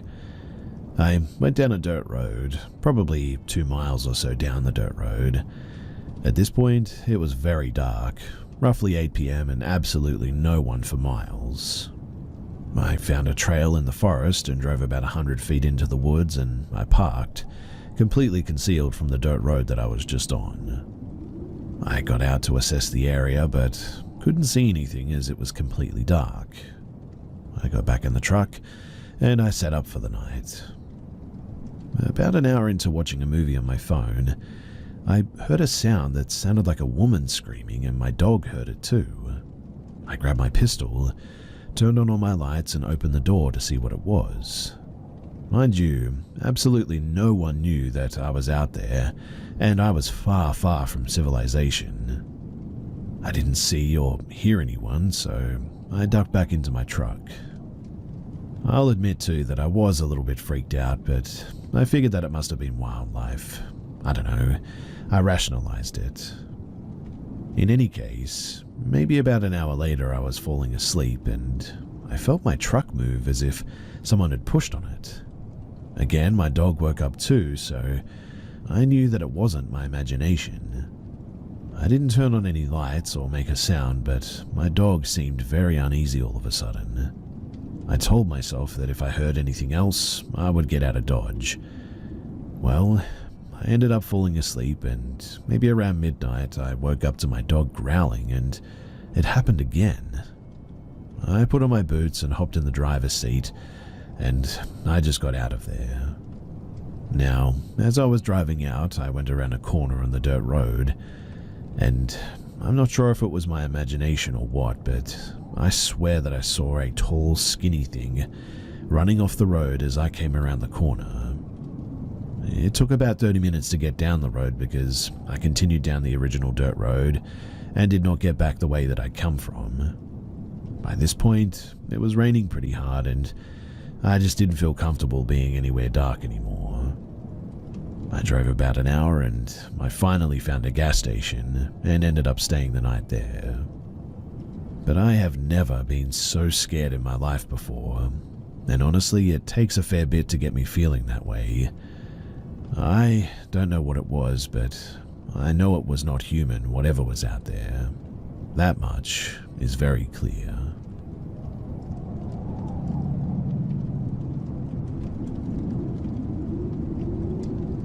So long story short, my husband and I had heard a horrific car accident while we were camping and getting ready for bed in our tent.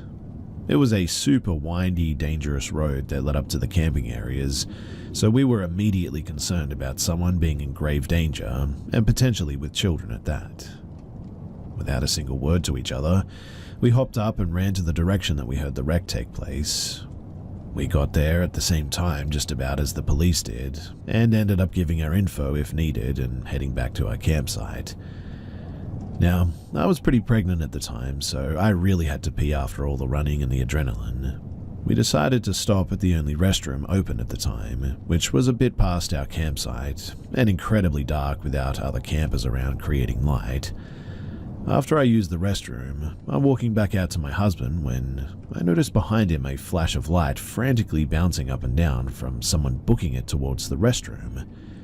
Jokingly, I chuckled about this guy must really need to use the bathroom or something, but it was a very short-lived moment. This man stopped dead in front of us and basically whispered, "Wow, you guys are fast," and then smiled in the most unnerving way. It absolutely sank my stomach immediately, heartbeat pounding in my ears, instant nausea, goosebumps, you name it. Husband didn't seem put off by any means and noted that we were worried about the accident, etc. Dude continues on as if discussing the weather with a friend, saying that he's just used to this kind of stuff, asks if we're leaving tomorrow. I almost angrily ask, "Used to what?"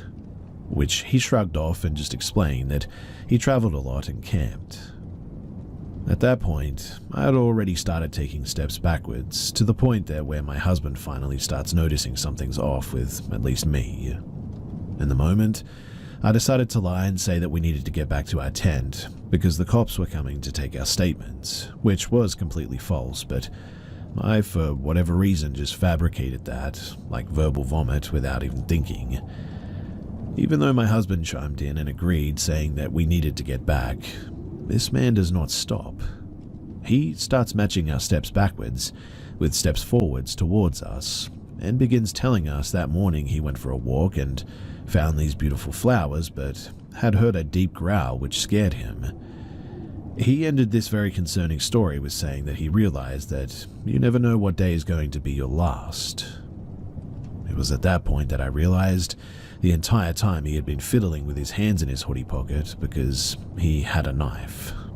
I screamed "run," and without hesitation my husband grabbed my hand and we started running for our lives. In those first few moments of taking off, he asked me what was going on, and I screamed "flowers don't growl" and started sobbing. This man had never taken the flashlight off of us, mind you, had it on one of his hands by his hoodie pocket the whole encounter. So we knew that he was chasing us when the flashing became erratic again, shining up and down over us. I'll never forget watching our shadows go from big to small from the movement of his hand while running hard. I looked back to see him behind us with the same smile that he had in the beginning, and it absolutely terrified me.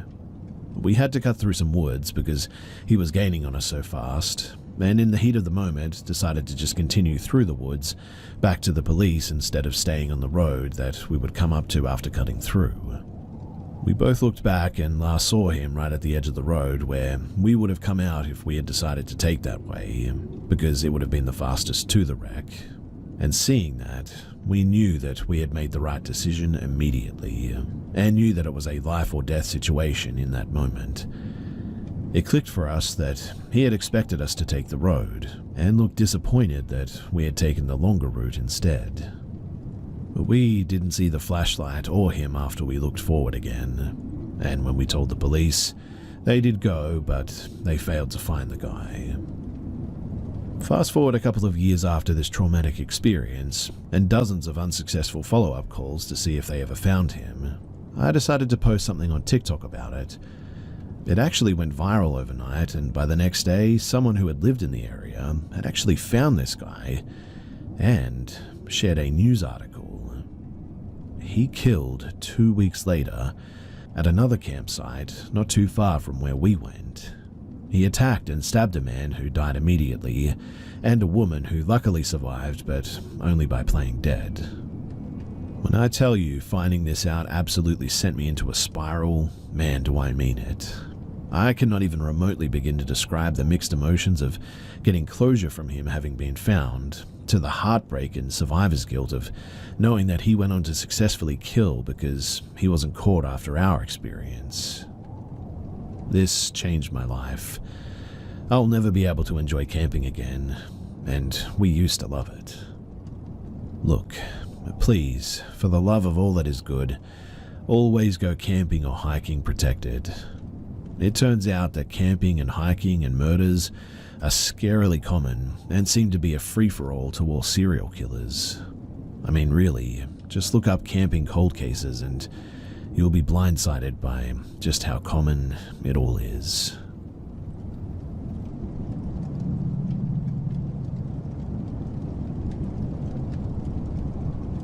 From age 13 until almost 15, I actually had a paper route.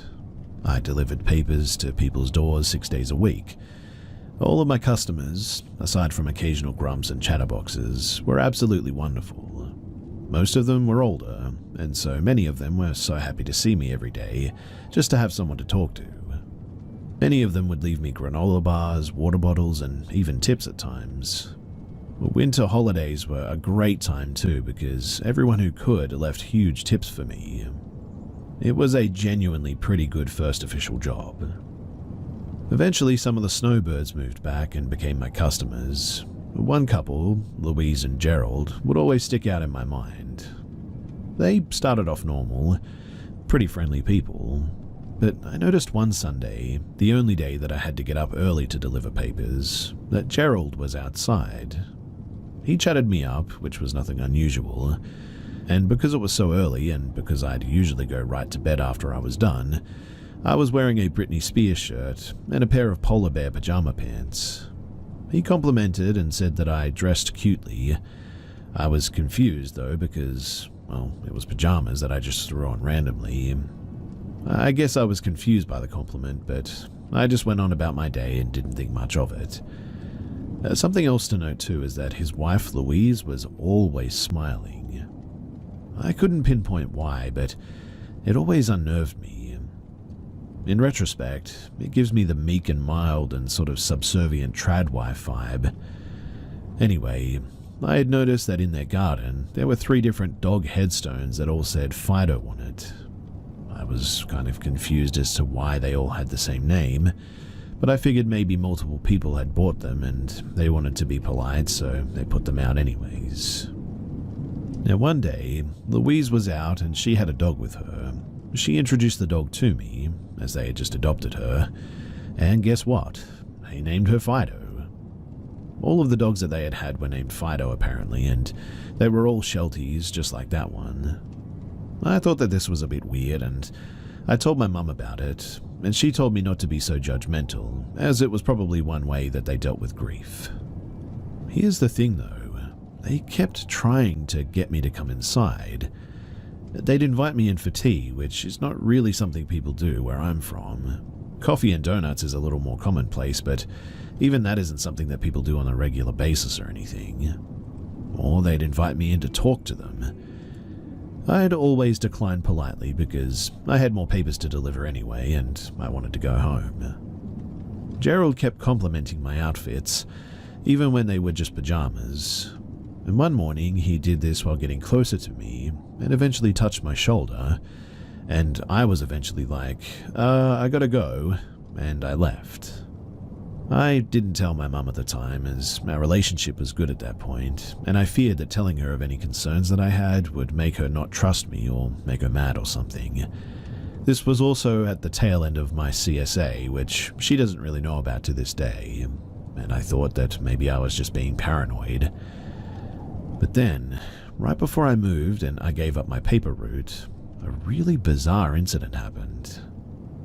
It was a Sunday, the last Sunday that I had the paper route to be exact. So I was out early delivering papers, like it was still kind of dark out, and Gerald was outside. He complimented my outfit again, getting all creepily close. He invited me inside and I said, I really don't think my mum would appreciate me being gone for longer than she expects me to. She's really strict, you know. Which wasn't the whole truth, but, I mean, you gotta do what you gotta do, right? He seemed to get kind of annoyed by that, though, and just asked, wouldn't your mum just prefer that you respect your elders and not turn down an invitation? And at that, I felt the color drain from my face, and I noped out of that really quick.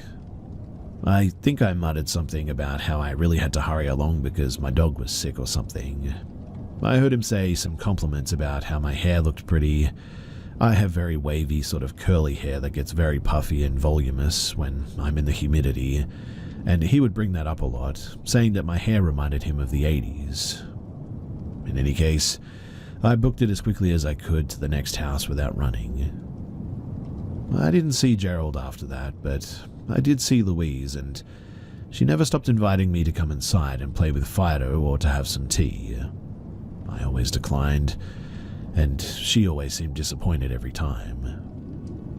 And so, that's my weird paper route story. I know that maybe I'm just being paranoid, but Gerald and Louise, they just gave me some really funky vibes. And looking back, I really hope that those graves did actually contain old pets.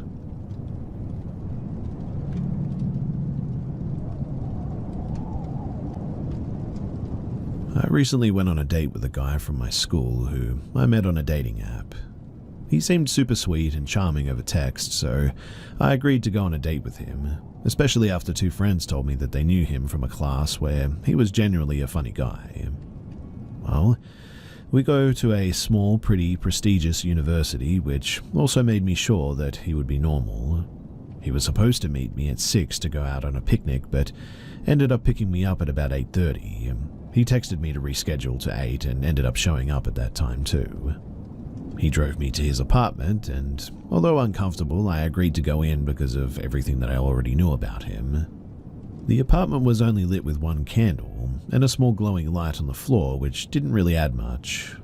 It was a multiple bedroom apartment that he lived in alone, which made it even more odd, I guess. In any case, we talked and ate some food, and he seemed sort of nervous and uneasy for most of it. He suddenly switched the conversation to our deepest, darkest secrets, and asked if I had ever seriously thought about killing anyone. After I said no, he made up a story about being in the Navy and having to bomb a ship and killing 5 people. When I was unsure how to respond, he sort of just passed it off as a joke and said that he had seriously thought about killing someone else, his ex's current boyfriend allegedly. I was extremely uncomfortable at this point and wanted to leave, and he agreed to drive me home. Before we left though, he said that he wanted to show something to me and pulled out a rifle that he pointed in my direction. When I got startled, he remained eerily calm and said that he got it for hunting but couldn't think of even killing an animal. We left and I got back to my friend's place safely. Now, everyone I've told this has been flabbergasted about how the date went, and I just cannot shake the feeling that something was off about him, and it's creeping me out. To clarify too, I mean like something more sinister about him. So, if you have any thoughts, then it would be much appreciated.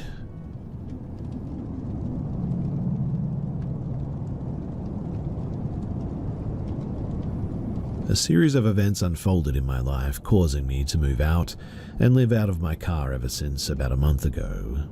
It's nothing really new for me, however, as I've lived out of my car for 5 years prior in the past, and have never had any encounters. Until yesterday, that is, because something happened which really shook me up. There's this small beach on the coastline, which has been my go-to sleeping spot for some time. On the southbound part of the road is a whole lineup of cars and RVs, mainly other homeless, but also people coming to hang out because it offers a nice view of the bay. I usually sleep on this side, and the people who come here like to bring their beers, play their music, and gather outside. But it's super chill and everyone keeps to themselves for the most part. Well, lately I've been having trouble sleeping, and I tend to knock out at around 2 a.m.-ish, not waking up till noon. The problem is, though, on the southbound side, is that the sun will bear down at like 8 a.m., turning my car into a sauna in the morning. But about 100 yards down, on the northbound side, there's this tiny hiking trail area in the vast lot just off the road, and there's a few trees there which offer me a bit of shade until the afternoon. There's also a park right across the street from here. It's a much more secluded area, but I've been sleeping there since the last week or so, no issues at all. In fact, typically, only a couple of other cars really park around this area. So, yesterday, I pulled up to my spot at around 12:30 in the morning and found this large 4x4 pickup truck parked there. There's another car parked across the road and a third one on the other end of the lot as well. I think to myself, no biggie, there's a second tree just in front of the pickup which works for me, so I'll pull up there. It's only a 20-foot distance between us, and I am in their direct line of vision. I realize now in hindsight that it was probably a stupid move, but oh well. There's 2 people in the front seat playing their ranchero music, and there's also a dog left outside on a leash, possibly others in the back seat, but I couldn't confirm due to the windows being tinted. I never make eye contact and keep my head down the entire time. I first go to take a leak in the forest, come back to grab my pillows and blanket from the trunk, and hop into the back seat. I'd assume that they would have thrown off any paranoia that they would have had as they see that I'm just coming to sleep in for the night. Within 5 minutes, though, they take off and drive up the road for a short distance before suddenly making a U-turn and returning back into the lot. They do some weird random driving in front of me, then pull back slowly and very close to my side. I roll down my window. The passenger has his window all the way down. He's asking me something in Spanish and his English is basically nil.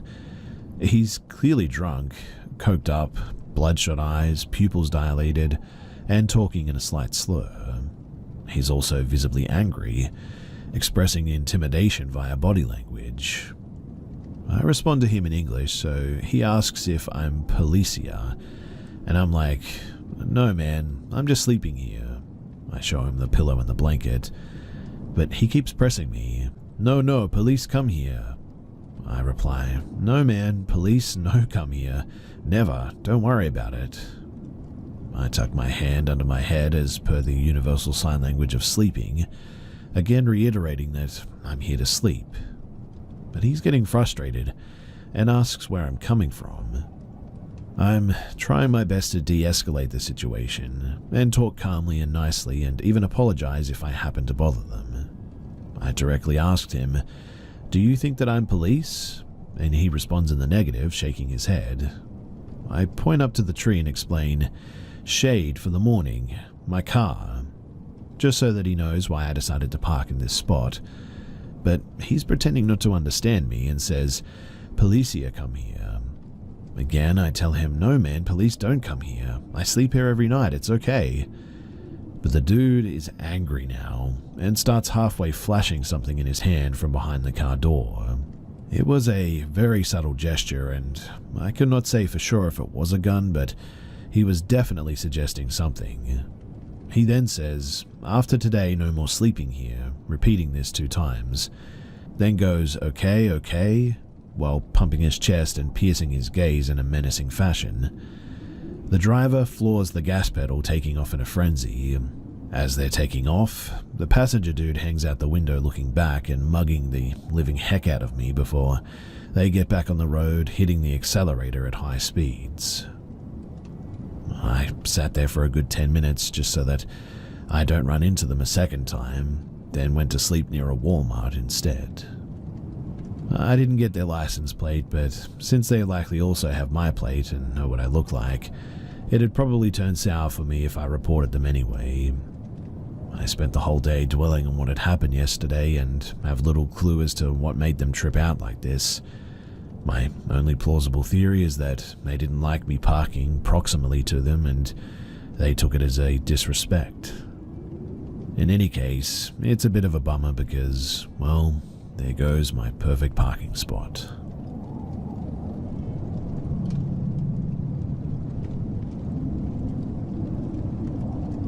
So I was camping with a couple of friends at a spot on the McCloud River called Adena. If you haven't been, it's a pretty neat spot but very remote. McCloud town is small and Adena is about 14 miles into the woods, 7 of which are a rocky dirt road into a canyon with a beautiful pristine opal blue river at the bottom. The site was an old summer pack-in camp for a wealthy San Francisco family in the 1800s. There are still foundations of the buildings, an old chimney and the remnants of an orchard even. Now, the campground is right on the river and we went, as most do, to fly fish. It was early spring and the river was really too full and fast to do much useful fishing on this trip, which is likely why we were the only people down there. Anyway, on the first day there after no luck fishing, my buddy and his wife decided to take a snooze in their camper, so I walked up the river a bit to try and find a spot to fish where maybe the river wouldn't widen out and be more workable. I walked through the old ruins and through the orchard before finding a trail to head upriver. I fished unsuccessfully for about 45 minutes, and it started to rain a little bit, so I packed up and headed back. Right as I was coming off the trail, though, and back into the orchard area, there was an archway of vegetation that I had to duck a bit under to get through to get back into the old orchard. And right as I ducked in, I heard, coming through the dense foliage, a few feet above my head and no more than 10 feet, what sounded like a horse pushing air out through its cheeks.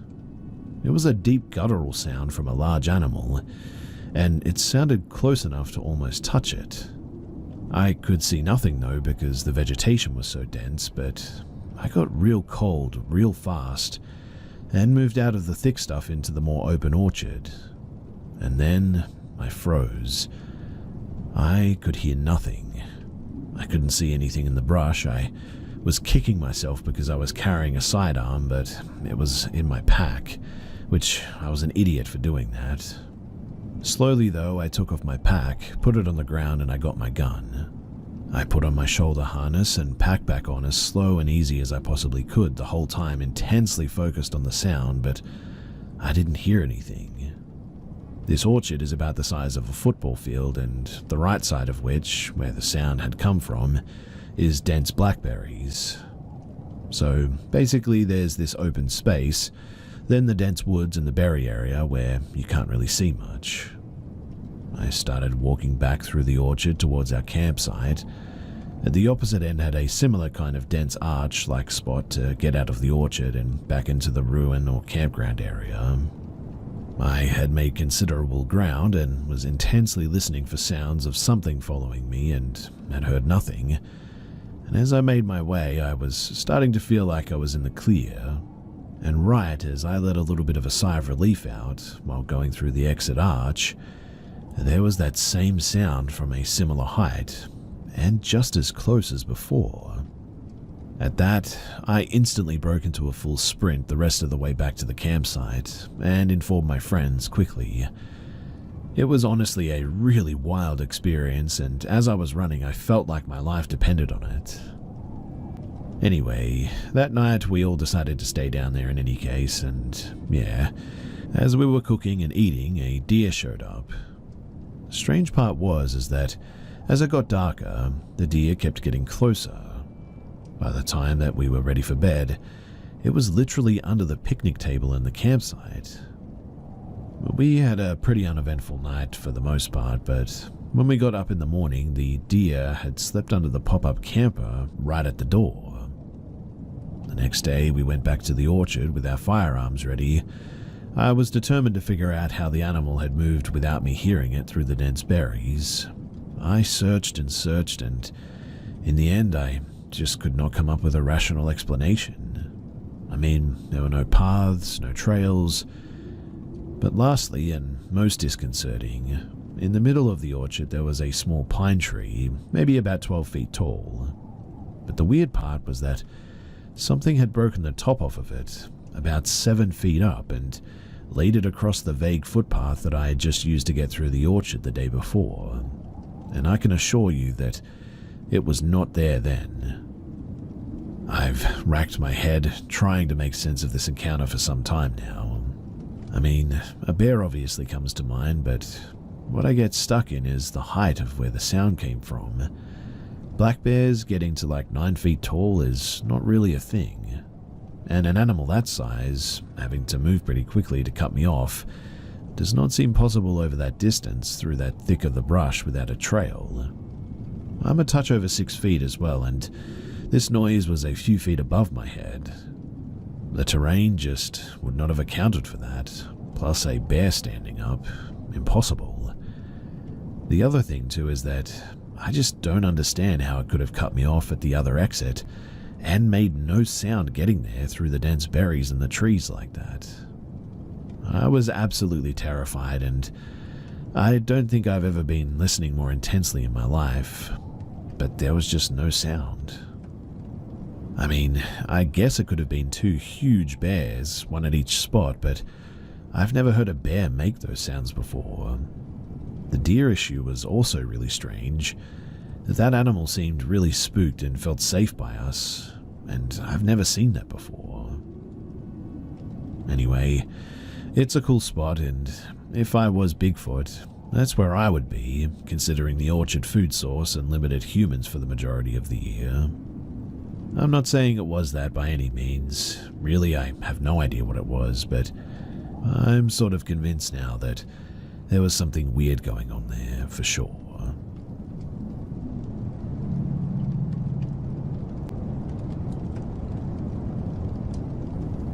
So my family and our friend, 1 male, 2 female, our kid and newborn, just went on a walk through a trail near our friend's dad's house.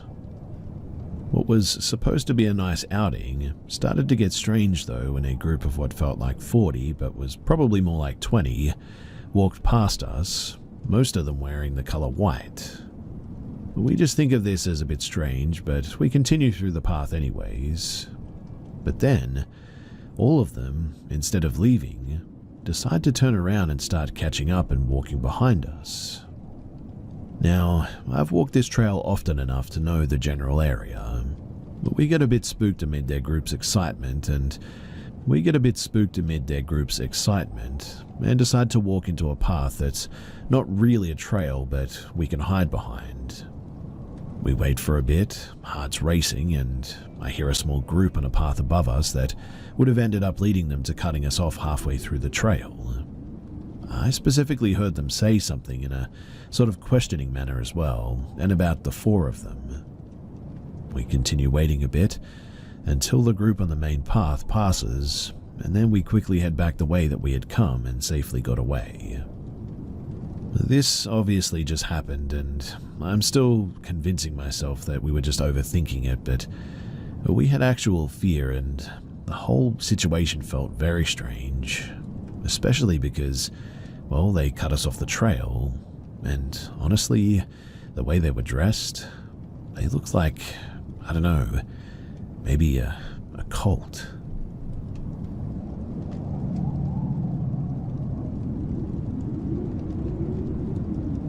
I, a 22-year-old female, had a very horrible experience about 2 or 3 years ago.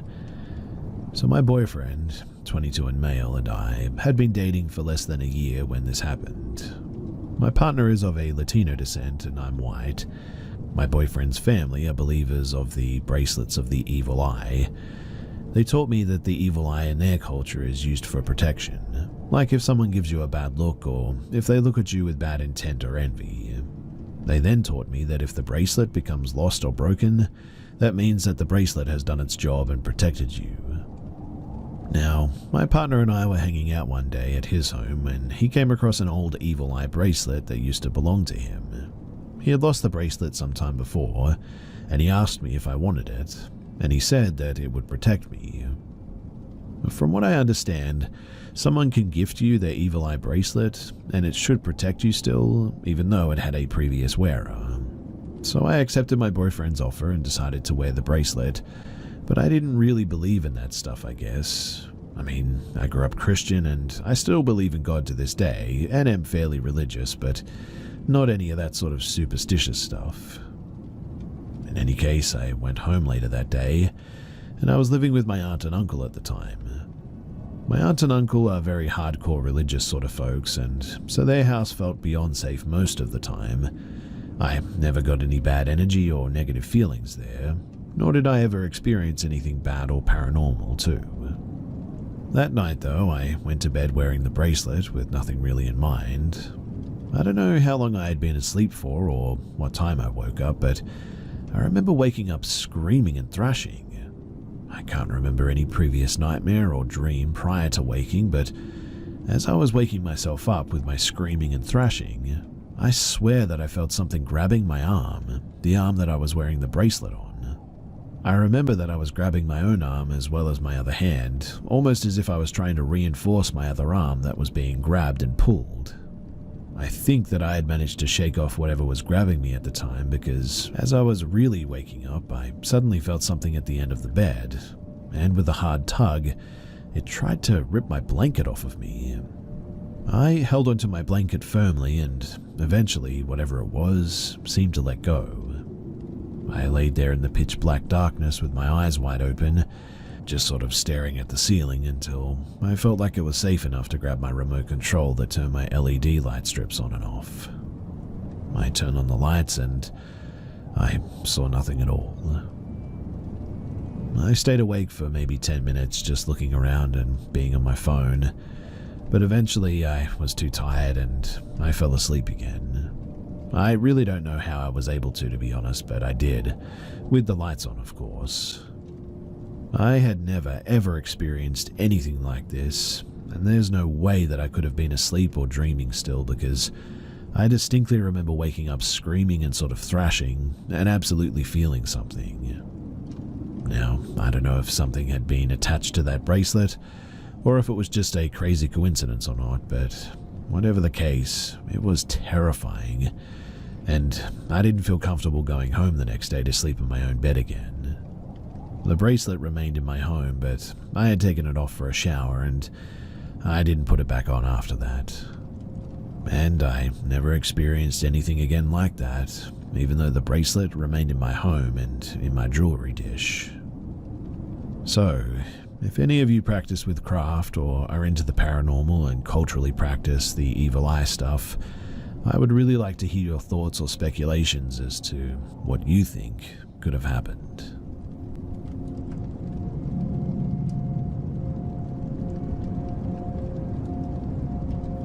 I live alone in a studio, and to make it feel bigger, I separate the end of my mattress that isn't facing the wall with a big tapestry, sort of like a hospital curtain, I guess.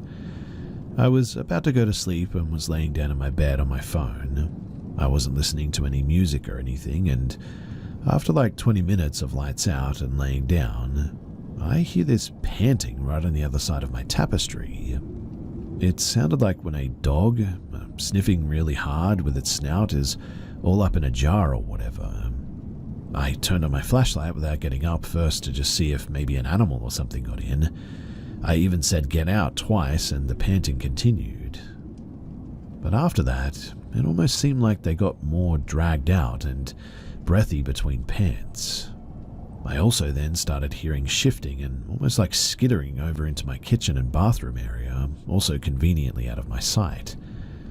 Eventually, I got up and turned on the lights and it all just sort of stopped, except for occasional house settling or rustles now and then. And of course, nothing was there. Nothing was out of place I couldn't see any pests around or anything, but I definitely slept with the lights on that night, to say the least.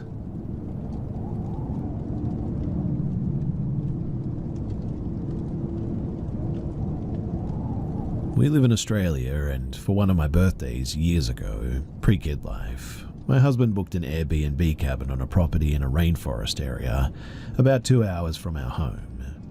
This was a property where the owners lived on a few acres and had 3 cabins in various spots, was bordering a national park. The rainforest is one of the oldest remaining in the world and is on the World Heritage List. It was a modest little 1-bedroom cabin close to the main house, styled very vintage-like. No Wi-Fi or internet or even TV. We just enjoyed pottering around the rainforest and the beautiful creeks for the first day and night. It was nice and peaceful, but it did have a bit of an odd vibe to it, I'll give it that. Well, the second night was not so peaceful. That night I noticed it was eerily quiet, like dead, absolute quiet. Not a single insect or bird even making a noise. It was not natural for a wildlife area, and I sort of felt watched and on edge a little. But I didn't think too much of it, and we went to bed as usual. But later that night, I have this vivid dream that standing at the end of my bed was this ghastly thin old lady in a nightgown, grinning at me with this evil grin, with wide eyes, and she claws up at me to grab me. I wake up horrified and instantly look over at my husband. He is already awake, and he appears, well, terrified for lack of a better word. He asks if I'm okay and what's wrong. I say it's nothing. I keep staring at the end of the bed, and so does he. We put the bathroom light on to sleep that night, and neither of us discussed why. Neither one of us sleeps, and we spend a horrible night basically waiting for dawn, and we leave shortly afterward. Now, on the drive home, I asked him why he was awake and that he looked so scared.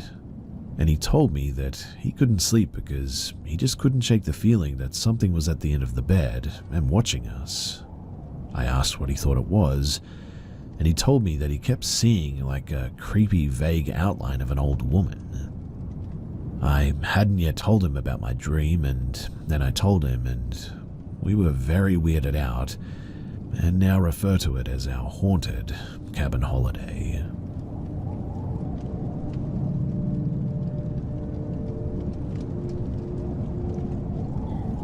So, we've lived in the same new mobile home, manufactured trailer house, for 2 years on land that my husband's family has owned for almost 100 years.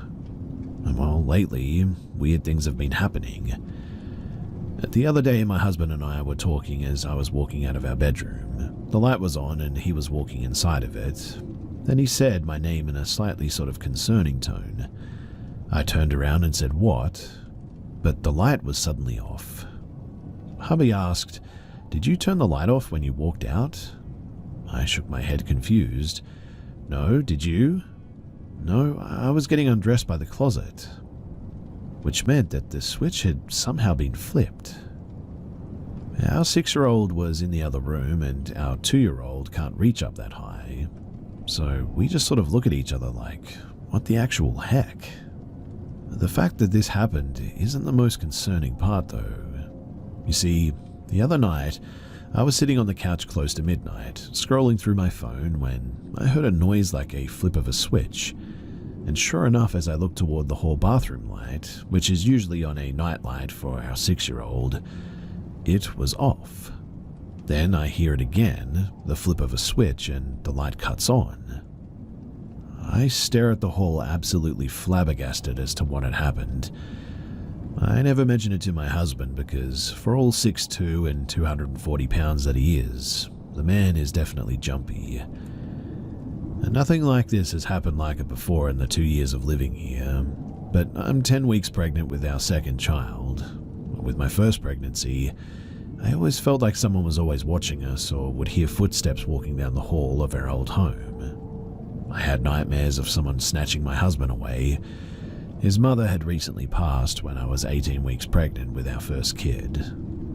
Maybe I'm being sensitive in this pregnancy, but this is the first time my husband and I witnessed something like this together. So, what do you guys think?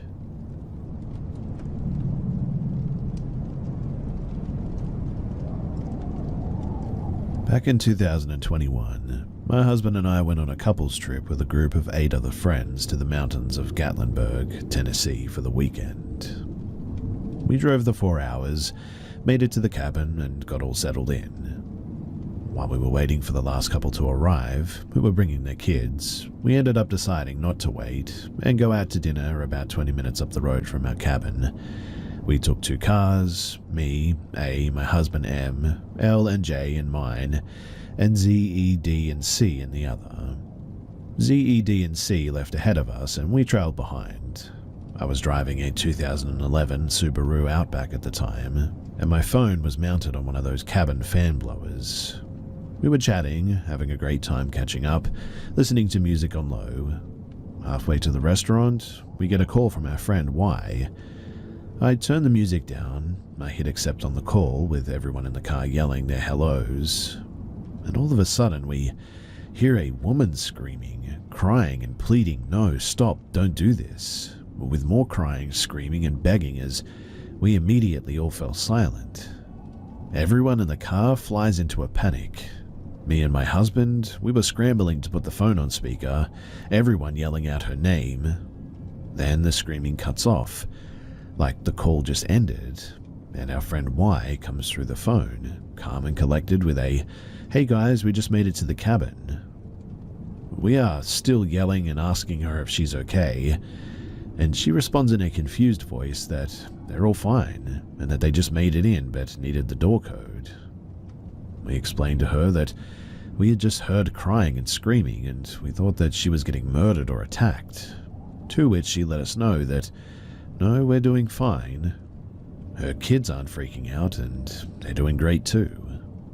We give her the code and finish up the call in shock, and, I mean, we all heard that. It sounded too real, and Y has never been one to play games like that. The rest of the car ride, we're all freaked out and trying to rationalize the whole thing, to think of what or who that could have possibly been. In the parking lot, explaining the weird occurrence to our friends who made it there before us, an ambulance drives by with its siren and lights on, back the way that we had just come. So could it have been a weird frequency that we picked up on somebody actually getting hurt? Did something hijack the phone call? Well, whatever it was, it thoroughly freaked us all out, and our explanation is, well, maybe it was paranormal.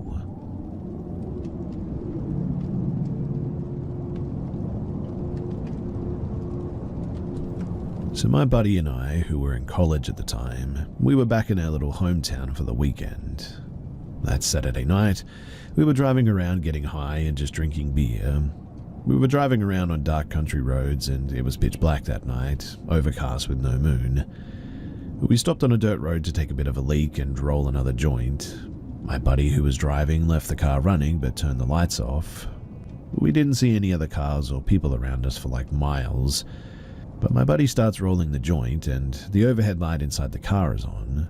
Then he happens to glance up toward the front of the car, acts startled, and flips on the headlights. We look out the car windows and see a whole group of guys around the car. We both yelled some choice words, he slammed the car into gear, and we hauled butt out of there. Those guys, they were probably people that we knew from town. I even thought that I recognized one of them, but I've always wondered what in the heck they were doing out in the middle of nowhere like that, on a pitch black night, without flashlights and apparently on foot, and then surrounding our car like that.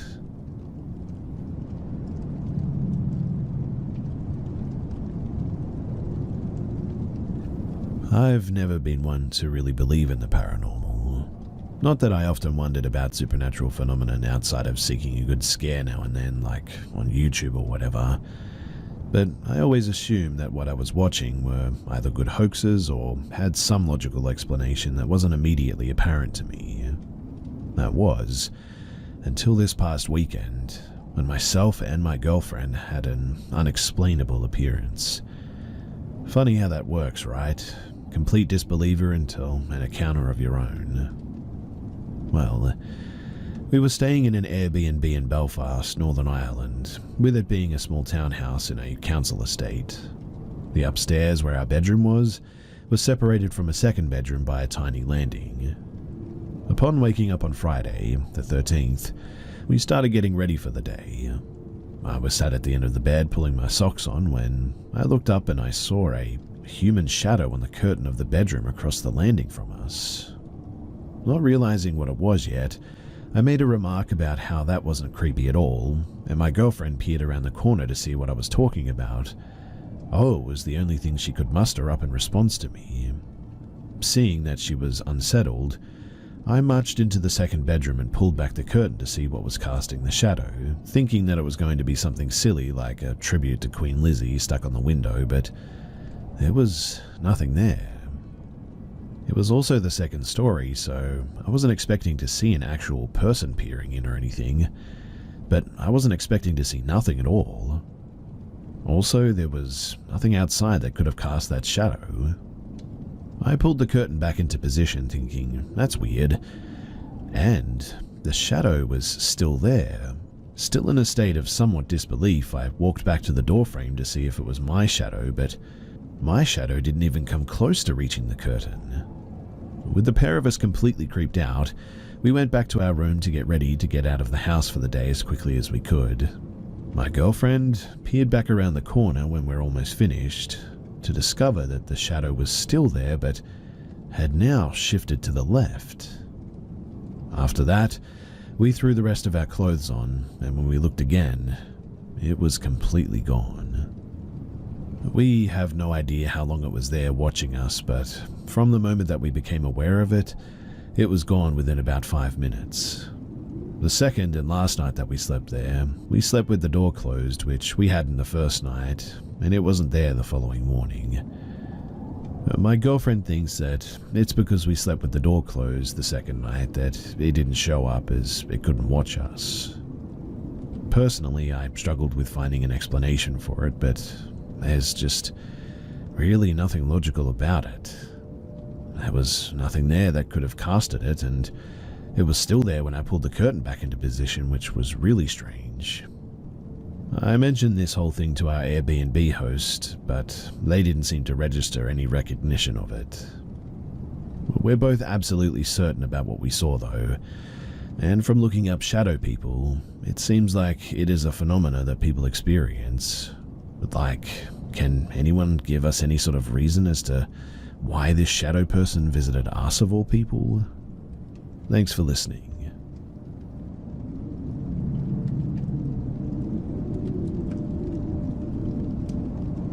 About 20 years ago, I had one of the most perplexing things happen to me while I was out having a cigarette.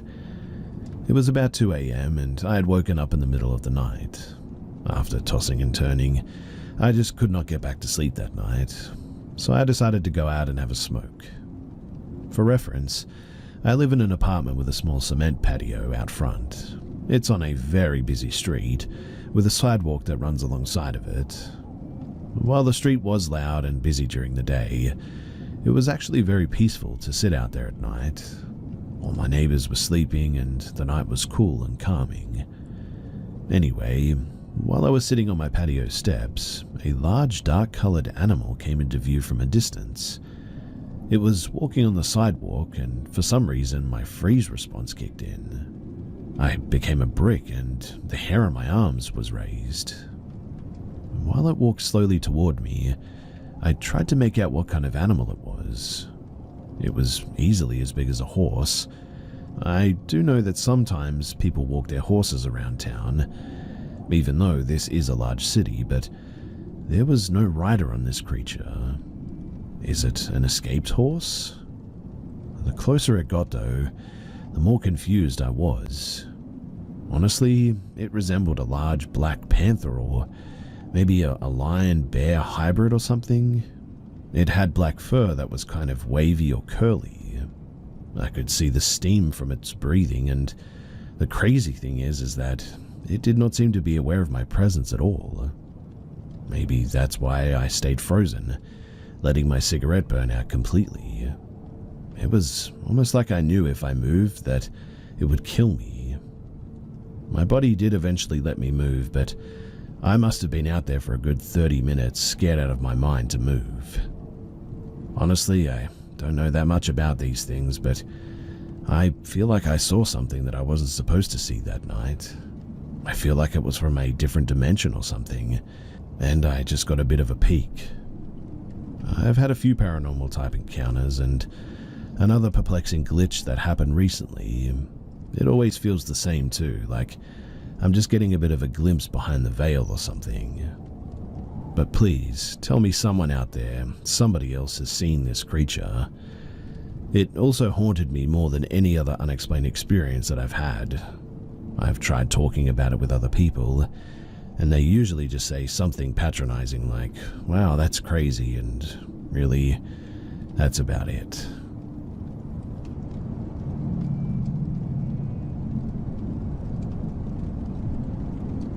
So my wife and I purchased an 1890s Queen Anne Victorian several years ago, and we're slowly restoring it for a traditional B&B as a part of our retirement plan in like another 10 to 15 years.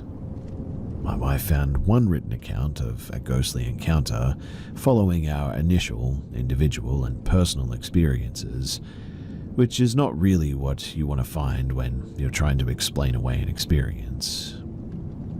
There's every reason to believe that the original owners passed away in this house, and subsequent to that, it's my understanding that somebody died in the house and the body was dumped in a water well that is now covered in a mid-century addition to the original structure. Think Social Security fraud. The FBI ultimately dug up the body from the well, and that's when they found it there. My own experiences have been, well, fairly limited, I guess, and mostly what the heck sort of oriented. My first awareness was the sound of someone or something walking toward me, which I attributed to our large dog possibly following me upstairs, but she was downstairs and behind a closed door when I later checked. My wife described similar experiences within the main area of focus being at the top of the stair landing. She has a practice of singing or humming a tune as she comes down the stairs, and she believes that this either interrupts the experience or at least distracts her from the experience. I normally follow this musical practice too, whistling a tune that we sometimes sing to our dogs or singing an old jingle or whatever. I was home alone this evening and I needed to go upstairs to my study or lair to grab something. It was a long day and I had a few pressing things on my mind, so instead of singing or whistling, I was thinking about a work conversation from earlier. As I was coming downstairs, I heard footsteps following me down, a different tempo and rhythm than my cadence. I slowed and thought about turning to look, but I quickly noped out, only briefly looking up as I made the 180 turn at the bottom of the stairs and headed toward the kitchen. I didn't see anything, but I could definitely feel like something was near me. I didn't feel like I was clear of the presence too until I passed into the new section of the house. The hair on the back of my neck and arms had still not settled down an hour later. I had to go back up to the front of the house briefly to check for mail, and now that feeling that I generally have only at the top of the stairs is just on the other side of that kitchen door. Whatever it is, I think it's followed me down the stairs and it's decided to stay there.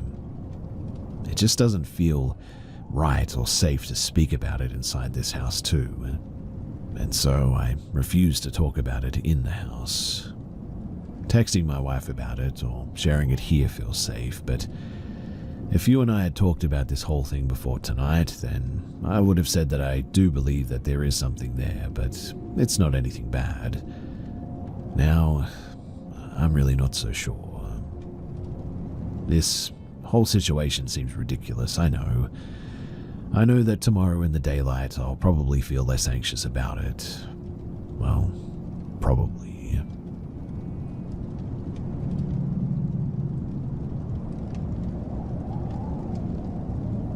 This was about 5 years ago when I was 11. I remember I was on my way home from school. It was a little late because my train had gotten delayed about 2 times, but that didn't bother me.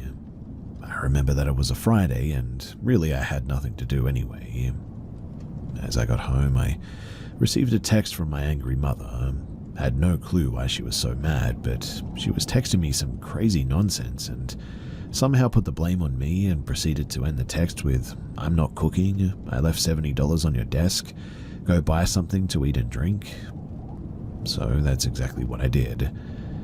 By the time that I had gotten home, I changed my clothes, went outside and walked to a gas station, which was only about maybe a quarter of a mile away from me. I've always walked to this gas station either by myself, with my older brother, or with another guardian. So honestly, I thought that it would be no big deal to go by myself because I was always so hypervigilant about my surroundings anyway. Anyway, as I got to the store, I saw this man inside the walk-in fridge where there was just a ton of beer. And as I was walking around the store to get some snacks, I noticed him staring at me a couple of times. It felt like I needed to be aware, but I brushed it off, just thinking that he was just making sure that I wasn't doing anything stupid. As I was paying off for the stuff at the counter, after being there for about 30 minutes, the same man is standing next to me, and it was at this point that I got scared.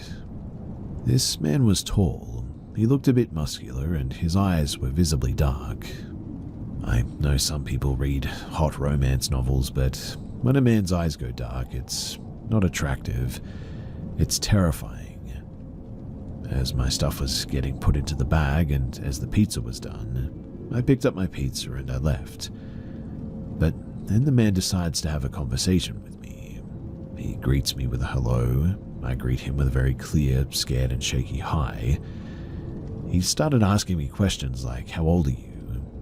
I replied back with my age, stating that I was 11. I try walking home around the other way around, but he keeps stopping me in my tracks, and as I was just thinking of all the terrible possibilities if I screamed, ran, or let alone hit him with my bare hands to have him leave me alone, as I stated my age, I noticed his eyes widen even more, and he proceeded to look me up and down, where he asked, "Are you by any chance healthy?" And he asked me some other odd questions, telling me things like, "What alcohol do you like?" I stayed quiet and I just told him that I don't drink. And he started asking me more alarming questions like, "Did you know that you can live without a kidney?" At this point, I had to play dumb for a bit. I replied with something stupid like, "No, that's nice actually." It got to the point where he started asking if he could give me a ride home, and I declined his offer more than 20 times, until finally he gave up, left me alone all agitated, and I sped walked home. It wasn't until the following next year that I saw him again at the mall, and man, I was terrified. I refused to go to that mall because I don't ever want to bump into that guy ever again. There was something off about him, something really off.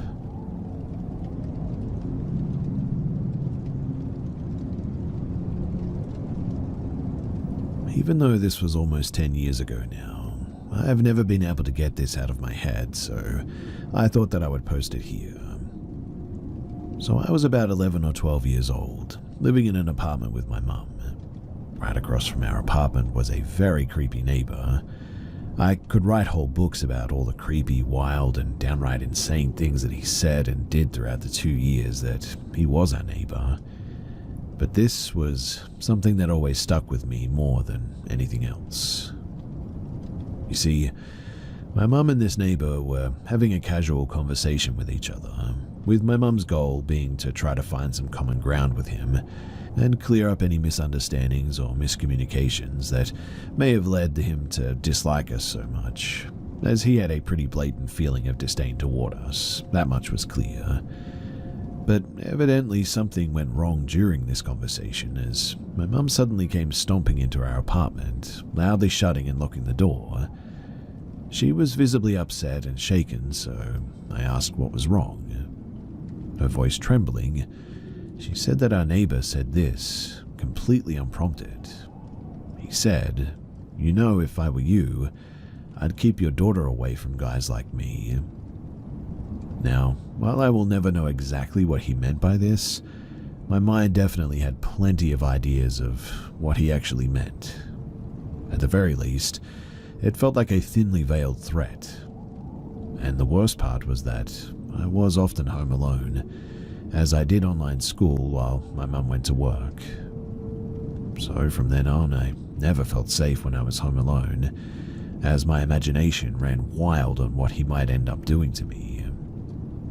Now, I never thought that I would say this kind of thing, and I feel kind of guilty about it, but thankfully he ended up dying before he ever did follow through on his creepy comment.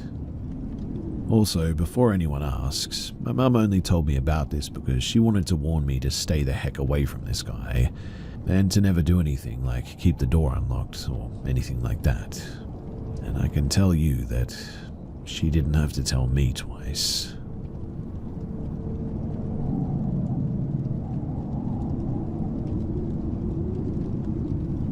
So quite honestly, I really don't even know what to call this, what I saw or what it was. I really want to believe that it was just my mind playing tricks on me. I was around 7 when this happened. I'm from a South Asian island nation, and personally I still don't like to believe in anything that I cannot physically see or explain. So when I was about 6, we had to move to this old estate house surrounded by a rubber tree plantation. Money was tight and my dad worked out of town. The place was definitely a little bit creepy. Isolated, gloomy, tall rubber trees blocking the sun, but to me it was just home. It didn't feel scary, at least not at first. Now, during monsoon season, the storms here can get pretty intense, and power outages were super common. One of these days, the power went out again. My mum turned on our emergency flashlight and lit a few candles around the house, mostly in the living room and her bedroom. Me and my sister were hanging out in my mum's room, staying out of the dark, just playing around. I got bored and I decided to grab one of our car magazines from my room. My mum used to buy me these all the time, and I didn't bother taking a candle or a flashlight or anything. I knew the house well enough, and the moonlight coming through the trees gave just enough visibility. I went into my room, picked up the magazine, and for some reason I looked out the window, and that was when I saw it. 2 glowing red eyes. Not just glowing, but they looked like shiny glass marbles, deep red, unmoving and just staring. They were only a few feet away from the window. I couldn't move. I couldn't speak. It was like I was frozen. I didn't see any other features, just the eyes, and suddenly they rushed toward the window, fast too, like inhumanely fast. That snapped me out of it quickly. I ran screaming to my mum's room, completely freaked out. I couldn't speak properly for about 10 to 20 minutes. I tried to tell my mother and sister what I saw, but they didn't believe me. Said that I must have seen an animal or was just imagining things. Eventually, the whole memory sort of faded away, and I just kind of pushed it into the back of my mind, I guess. Until recently. So, a few weeks ago, I'm 27 now by the way, I went to visit my dad at his place. It's the family home, old as heck, like over 100 years old, big and kind of beautiful, but honestly a little bit creepy. My aunt came over too, just to hang out since I hadn't seen her for a while. We ended up having a little barbecue in the evening, had a couple of beers, and started reminiscing a bit. Somehow the topic shifted to creepy stuff. I casually told them the house always gave me the creeps. My dad brushed it off like, come on, it's just old. But then he randomly mentioned how he saw something with glowing red eyes when he was around 7. Same thing. pitch dark night, windy, and he saw this black figure with red eyes watching him. Said that it rushed up close just like that. And I swear I almost had a panic attack when I heard this. It was exactly what happened to me, word for word almost, and I never told him about it. My mum never told him either. So I told him. The room suddenly went silent, and then my aunt, she just sat there for a second, then said, "Wait, Dad told me he saw something like that when he was a kid too." My grandfather apparently had a similar experience when he was around the same age as well, about 7-ish, same red eyes, same kind of encounter. None of us had ever talked about it before, and we didn't even know that we had each seen it. After that, we just kind of sat there in silence, all three of us agreeing to just chalk it up to our imagination. But I swear I could see it in their eyes. They were scared, like they knew that it was real, even if they didn't want to say it. But here's the weird part. Whatever it was, it never hurt any of us. It never tried to. It just showed itself, watched, and then disappeared. Almost like it just wanted to be seen. I still don't know what it was. I want to believe that it was just a hallucination or whatever, but now I'm honestly not so sure anymore.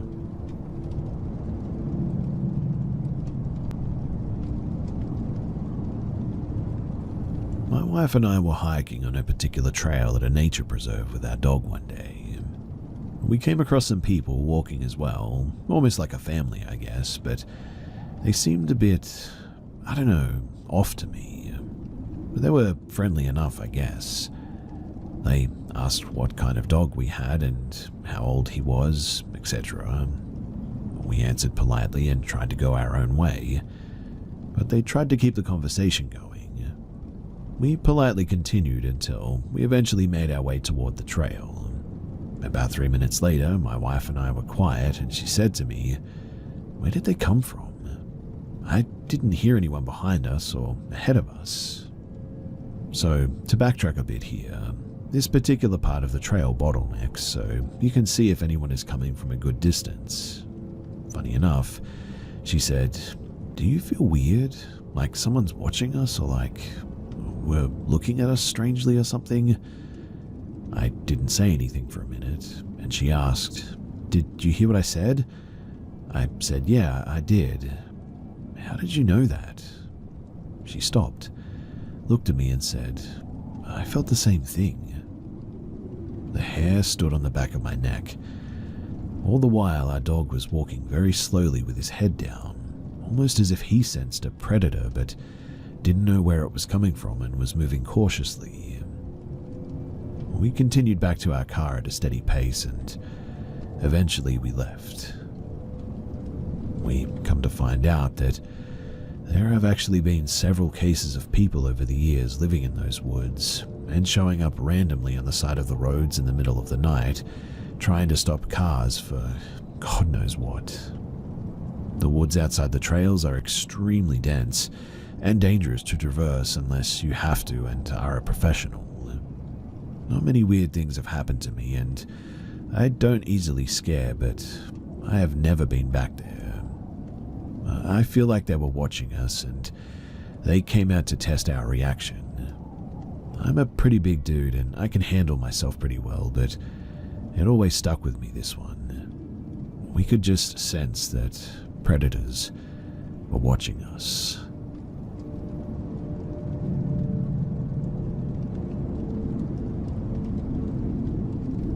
I remember when my family freshly moved to our house about 12 to 13 years ago. Before we moved in, we went and looked at the house. We had just looked in the daylight basement, which was carpeted. It had a bedroom, a bathroom, a storage closet, and another connected closet that held the water heater. The bedroom had a closet which had 3 huge mirrors as doors.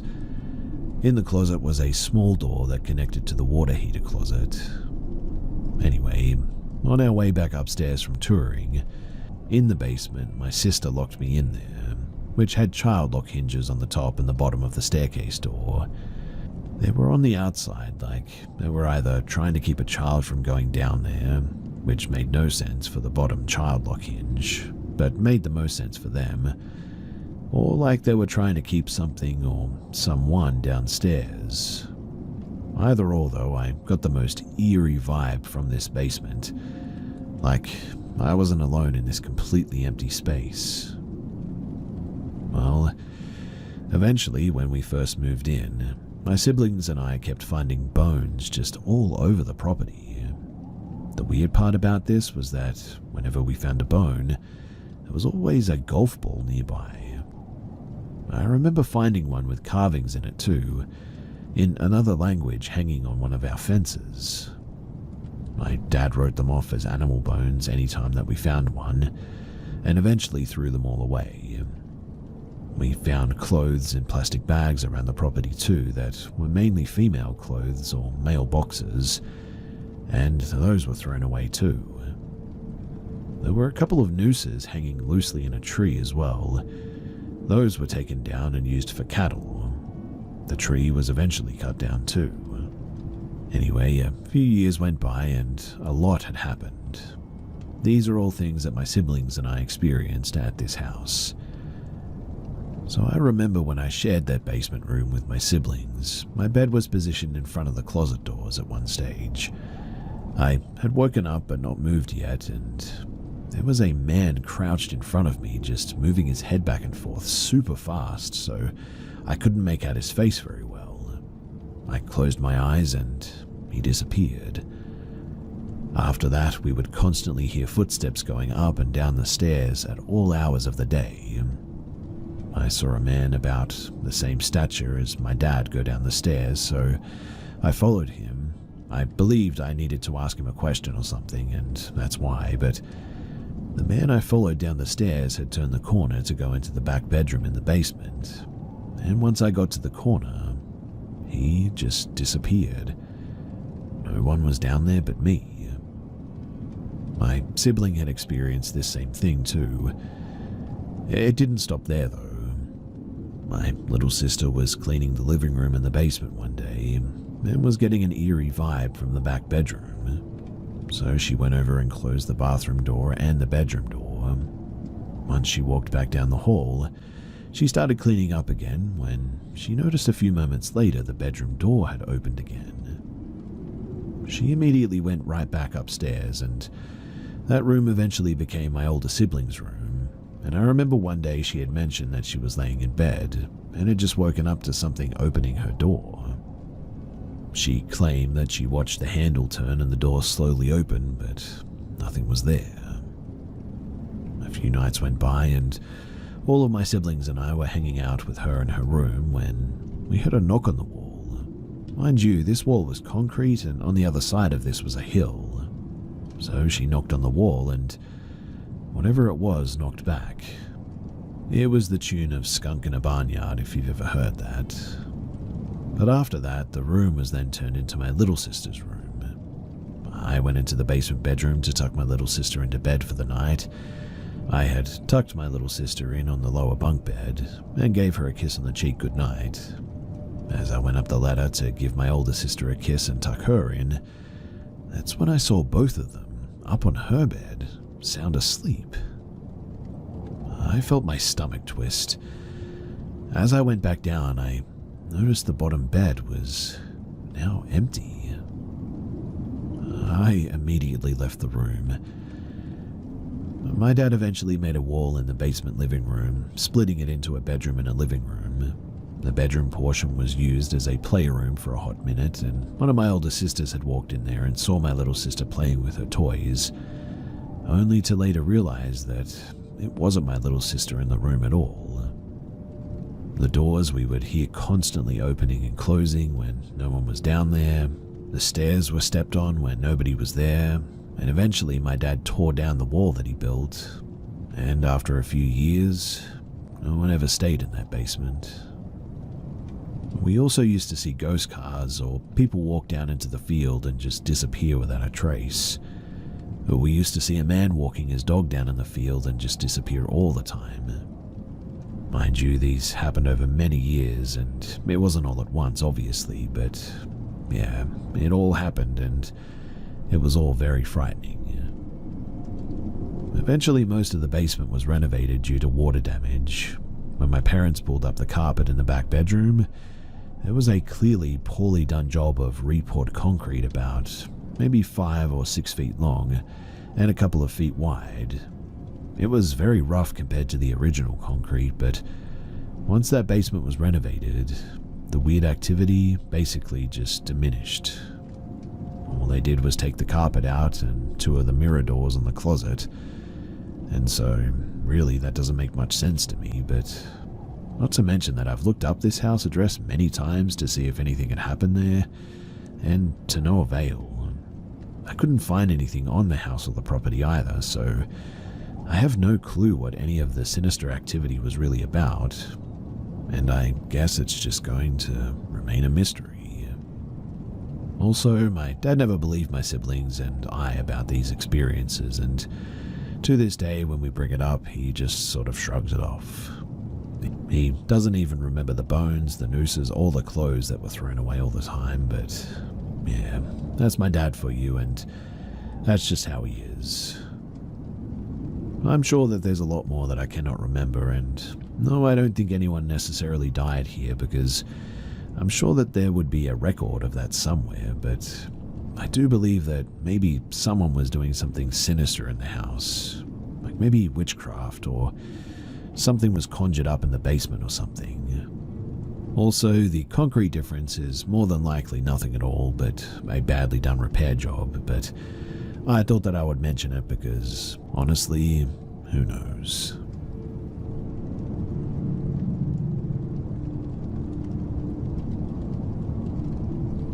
So this was like a decade or so ago, but I've always wanted to know what this thing is.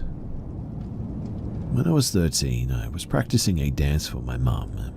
I had a competition coming up, and I was a younger member on the team. I didn't want to mess it up for anyone, so I made her watch me practice. Anyway, I was in the living room, which faced our backyard. We had a couple of windows that displayed the backyard in eyesight of where we were, and as I was doing this dance, I bent down, and when I popped back up, I saw a woman with dark hair and a white dress. She was really dirty as well. The dress was sleeveless, and her skin was so white or grey. Around her eyes was all black, as if she'd applied black eyeshadow all around them. You couldn't see her eyes, as they were also black and blended into the black ring around them. Her teeth looked sharp. All of her teeth looked sharp. She was just staring at me. I froze. I stared at her for what felt like a minute until my mum said, "What is it? What are you looking at?" She was panicked because, obviously, I just stopped all of a sudden and was just staring past her. Once she pulled my attention away from the woman, she was gone. I told my mum that I saw someone. She ran out into the backyard. She's not surviving a horror movie, by the way. And nobody was there. There weren't any signs of someone standing outside that window. There's a little garden right below it. It'd be very easy to tell if someone had been standing there, but there was nothing. She came back in and said that there was nothing there. She believes that I saw something, though, because she says that I went pale and was just sort of staring at the window. I'll add, too, that my house was between 2 cemeteries. The block our house was on was 1 street down both directions from the cemeteries. When my mum and dad first moved into it, she swears that there were ghosts there as well. She would hear whistling often, but nobody else was home. It unnerved her so badly that she had people come look at the house and cleanse it. But I don't know much about that. Every now and then, one of us would sort of catch a glimpse of a shadow or something, though. When my sister was a kid, she was terrified of a man in the drain, but none of us saw it besides her. My dad and brother don't believe in all that, but me, my mum, and my sister, we all swear that we've seen or heard things. I don't know if that's useful information to anyone, but I felt like it was relevant to add it. but none of us had ever really seen something in such a way as I did. I never saw the woman again, mind you, but I can picture her so clearly. It sent a chill down my spine, but I just couldn't look away from her. And honestly, as cliche as this sounds, she was like the ghost from The Ring or The Grudge, but a bit different. Like, The Ring or The Grudge aren't quite what she looked like, but they're kind of similar in regards to the white dress and the long black hair, I guess. I know that this sounds crazy, but I swear to you that I'm not insane. I never tell anyone about this because it sounds psychotic, I know that, but if anyone here has any ideas as to what she is, then please do let me know. I've never been able to figure out what she was, and it still bothers me a lot, and I would really, really like to know.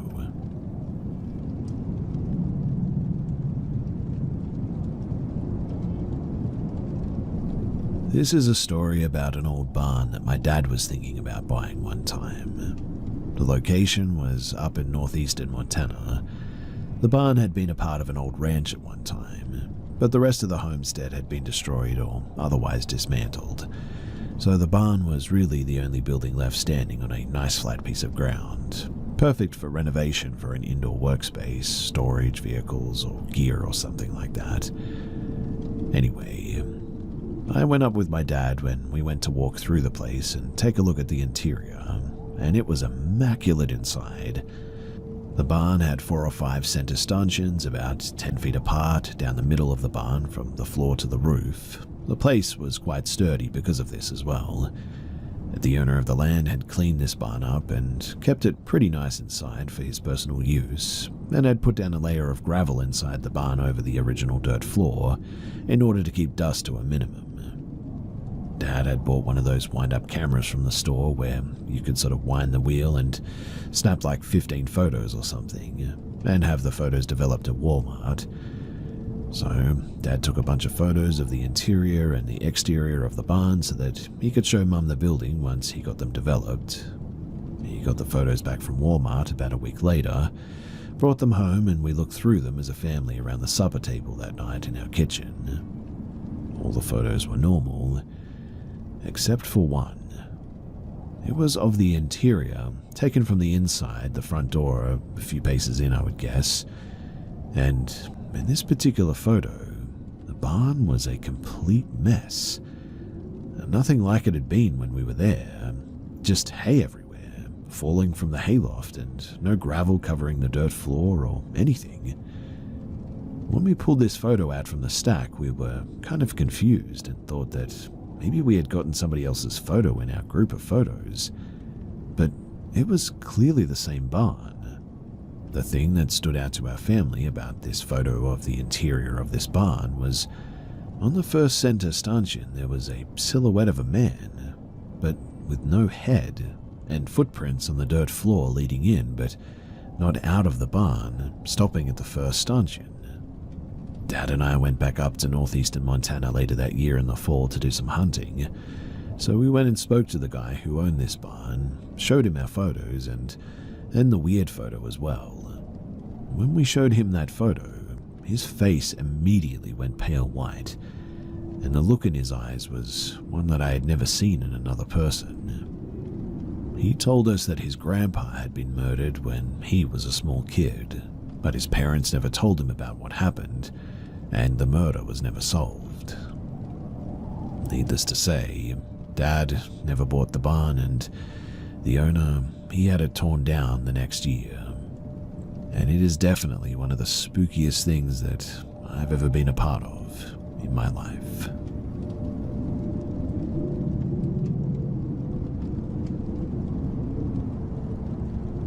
So there's this place in West Virginia called Lake Shawnee Amusement Park, and it's got one of the creepiest backstories that I've ever heard. It's been abandoned since the 80s, but people still talk about the weird stuff that happens there. The land it sits on has a violent past. Back in 1785, a settler named Mitchell Clay lost 3 of his kids. 2 were killed by Native Americans, and the 3rd was captured and burned at the stake. Clay and some others retaliated by killing several Native Americans. grounds. And so yeah, not exactly a peaceful ground to build on. Well, fast forward to 1926, when a guy named Conley Snitto decided to open an amusement park there. It had all the usual stuff: a Ferris wheel, a swing ride, even a swimming pool. But accidents started piling up. 2 kids drowned in the pool, and in 1966, a little girl died on the swing ride after a delivery truck backed into it. The park eventually shut down in 1967 after failing a health inspection.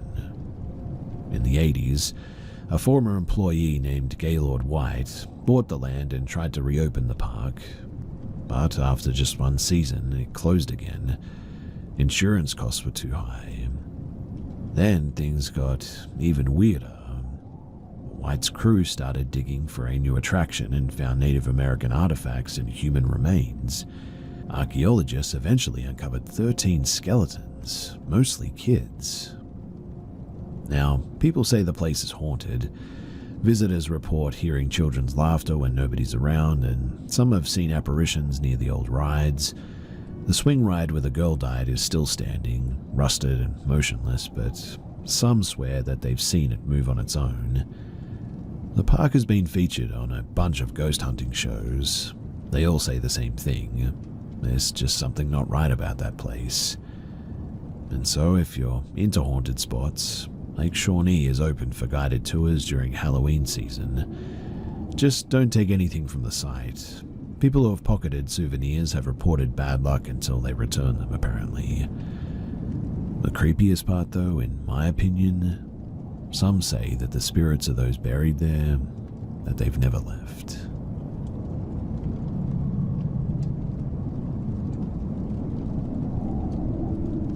So this happened when I was in the 10th grade. My class went to the state fair for an agricultural show. The class was pretty small, and the teacher was kind of doing his own thing.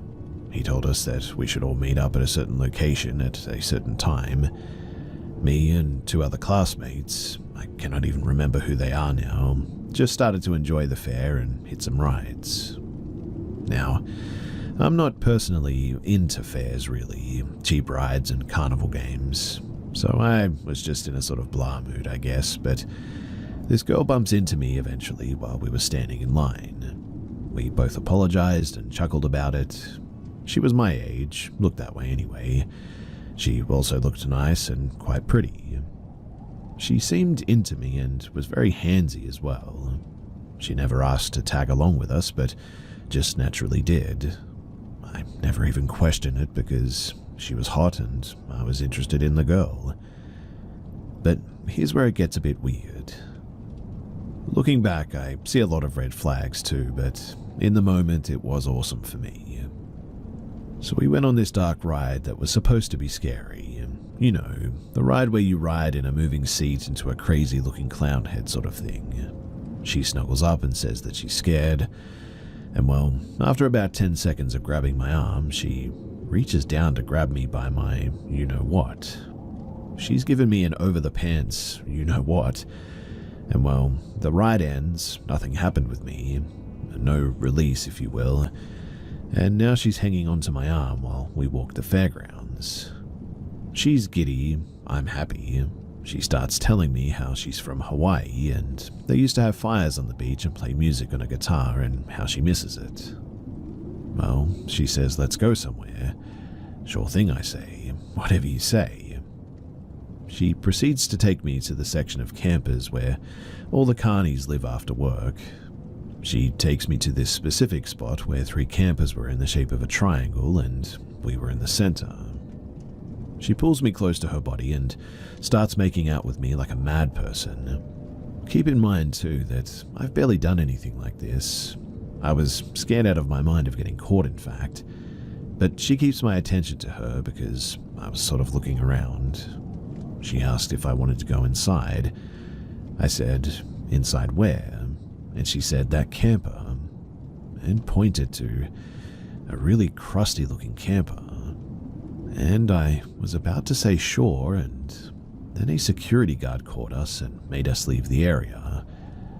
She bolted and I went back to my friends. I didn't see her the rest of the time that we were there, which was at least another couple of hours, and I was keeping a keen eye out for her. Now, I have thoughts about what was in that camper, what would have happened to me. Was she a prostitute? Was she a ploy to get me inside, and they would lock me in a box just big enough to live until I was transported? Would I have been in the sex industry the rest of my life? I have trauma and nightmares from this, in fact, and while it may have just been me overthinking things, maybe she really did just want to hook up. But something tells me that I think that I definitely dodged a bullet.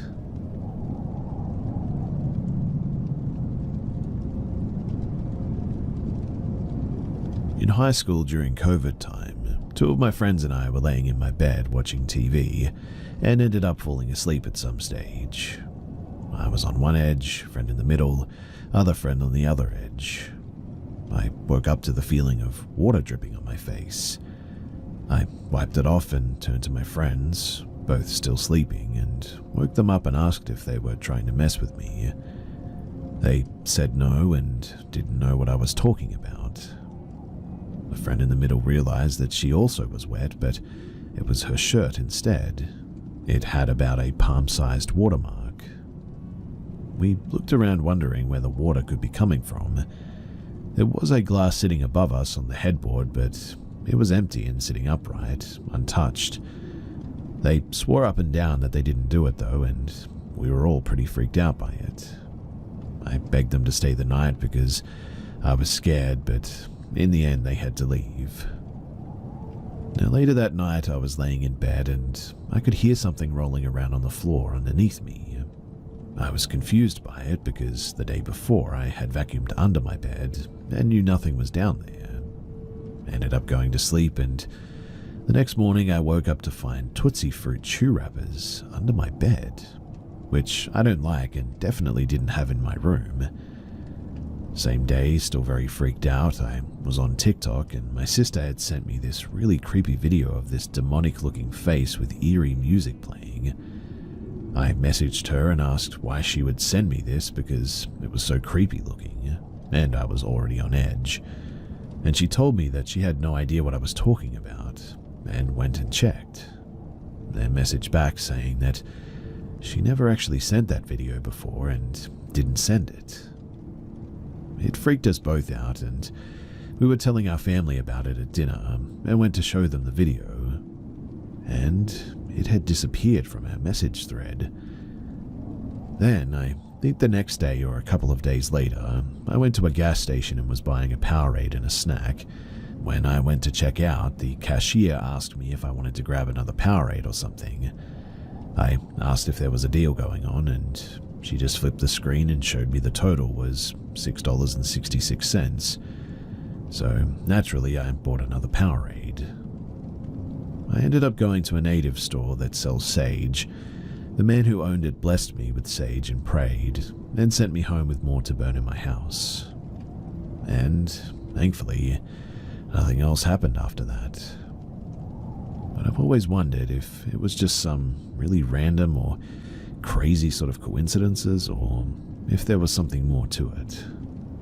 The incident with the water definitely freaked me out the most, mainly because other people were there and obviously we could actually see the marks.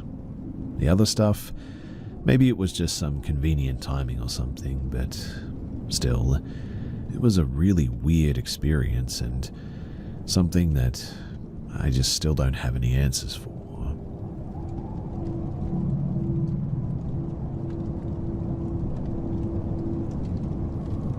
Recently, I've gone down a rabbit hole of spooky things and figured that maybe it would be worth talking about my own odd experience here.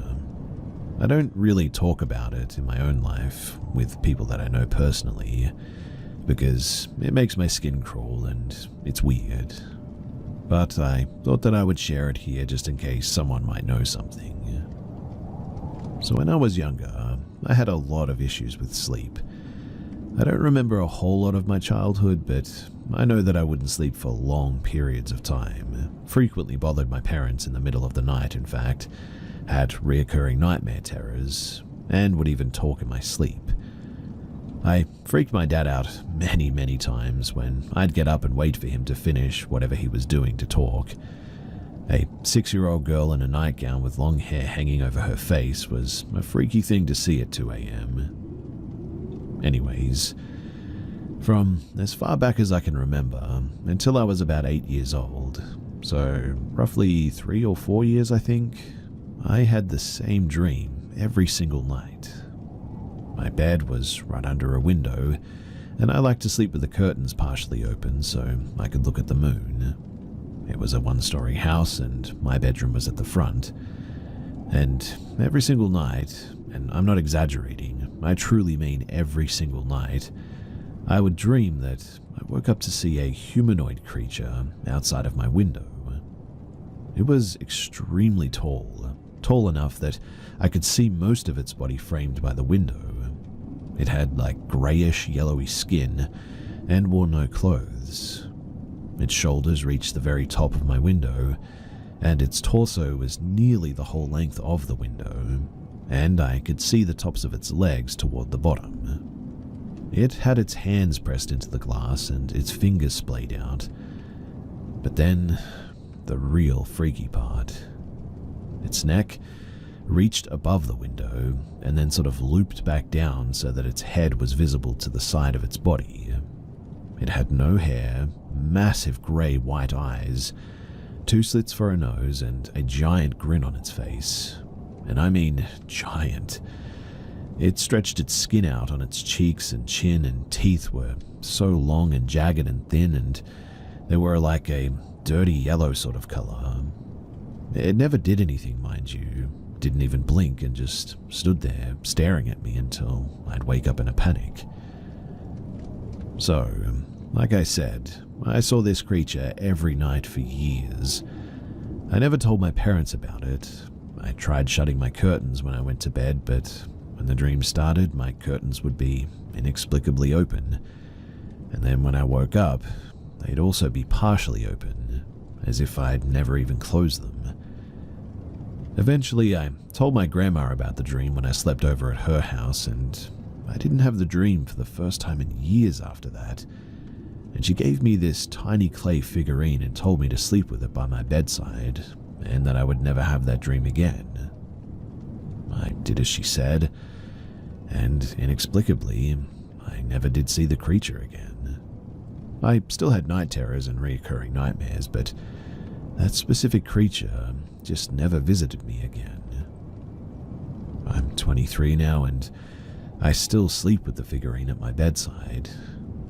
I've never seen that thing again ever since then, and I'm an insomniac and have experienced sleep paralysis a number of times in my adulthood, frequently experienced night terrors, and have been prescribed a number of sleep medications that I never end up taking long term because of the side effects. At this point, I'm very good at running on little to no sleep, and I have experienced hallucinations during sleep paralysis where I've seen horrible things and had dreams that have left me messed up for days. Still though, I've never seen that creature again. The memory of those dreams is the clearest memory of my childhood that I have. I can remember exactly how it looked, exactly how it felt to lay in my bed and stare at it between my purple curtains, exactly how silent and still it was. And because of this, I don't ever open my blinds at night.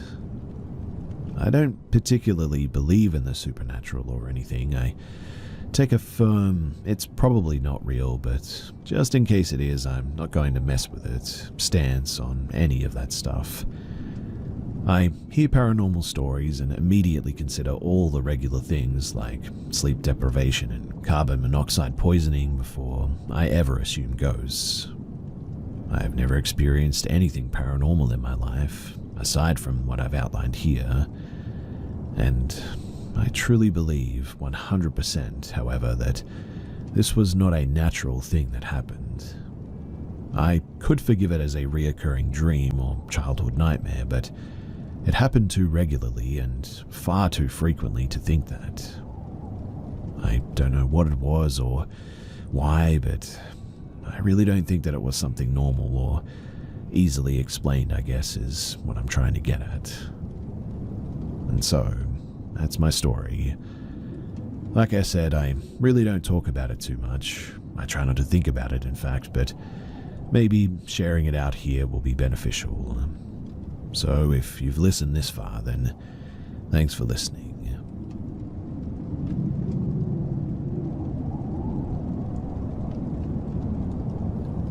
This all started when I was about 10 years old. We moved into a large brick house that did have a kind of creepy vibe, I guess, with old chandeliers, dark staircases, and long hallways and all that. But it all started small.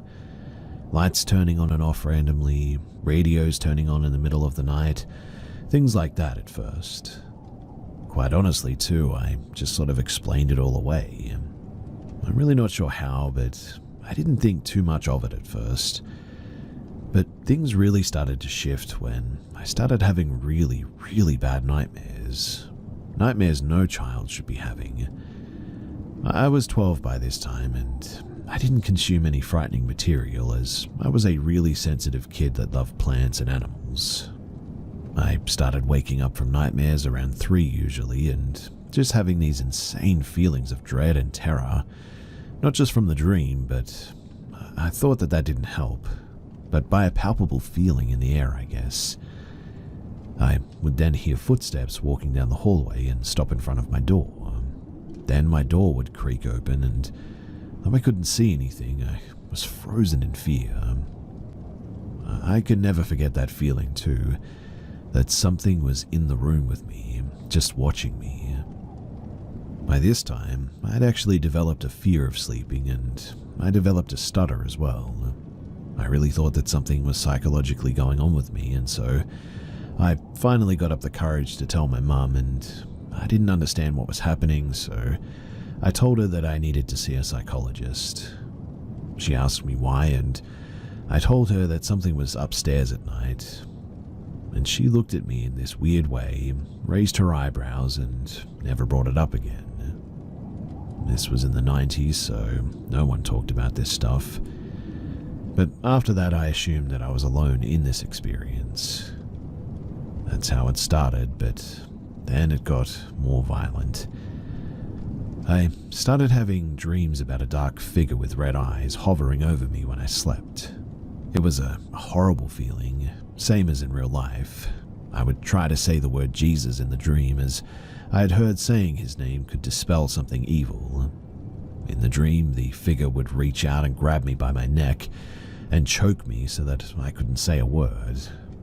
I would wake up gasping for air, and then the paranormal activity would ensue.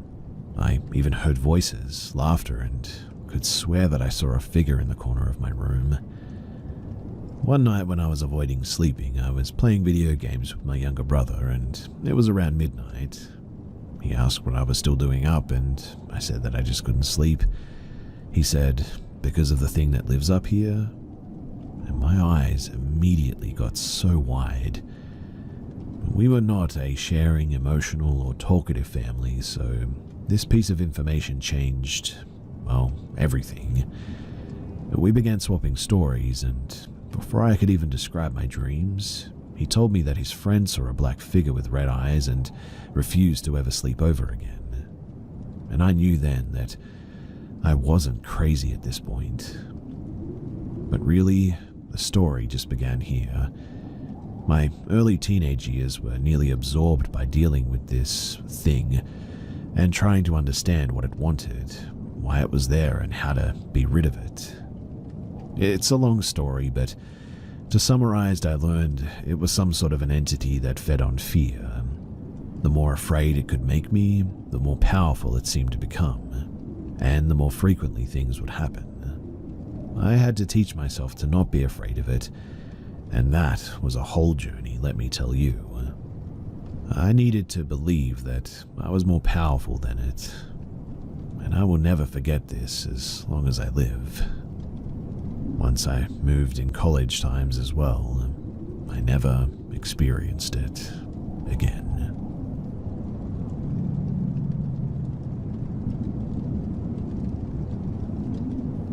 So my friend Fran and her boyfriend at the time lived in a small, older, 1-floor, 2-bedroom, 1-bathroom apartment about 7 years ago.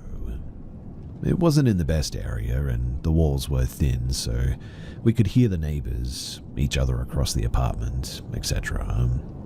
My friends were struggling for money and got a job offer together to work in another state for a month in December.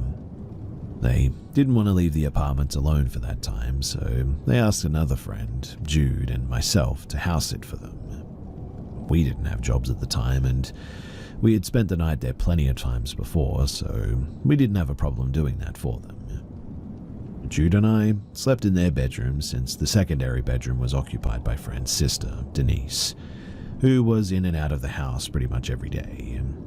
Basically, she was only there to sleep and was there from about maybe 8 p.m. to 7 a.m. Denise's son, 6 to 7 years old, visited every so often as well and was a sleepwalker or got up in the middle of the night.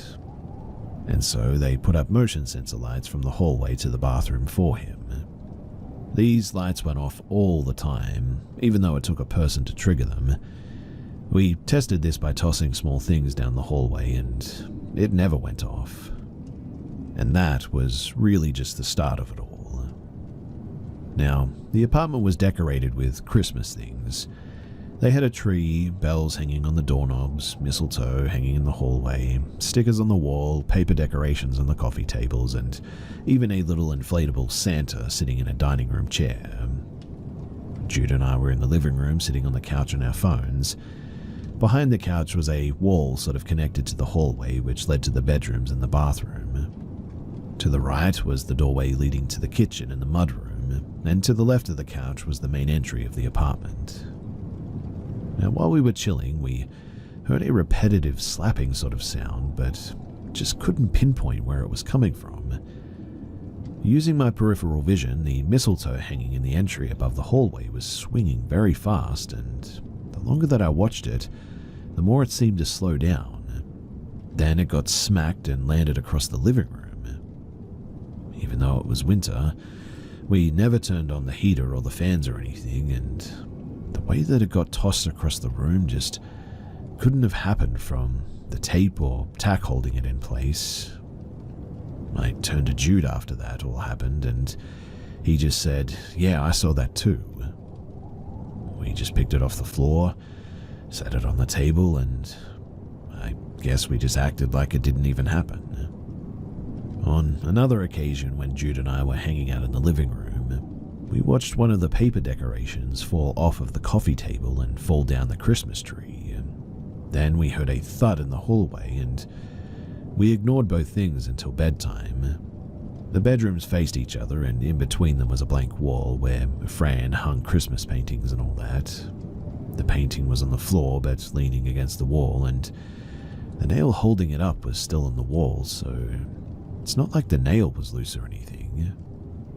We also heard the jingle of bells on the doorknobs jingle on their own as well, and Jude was in the apartment alone for a day when I went home to do some laundry. He was in the kitchen cooking some ramen on the stove and felt something swipe his back, he said. When he turned around to see what it was, the inflatable Santa was turned around facing him, and at that he got a really bad feeling. He ditched his noodles and went to his room and went to bed.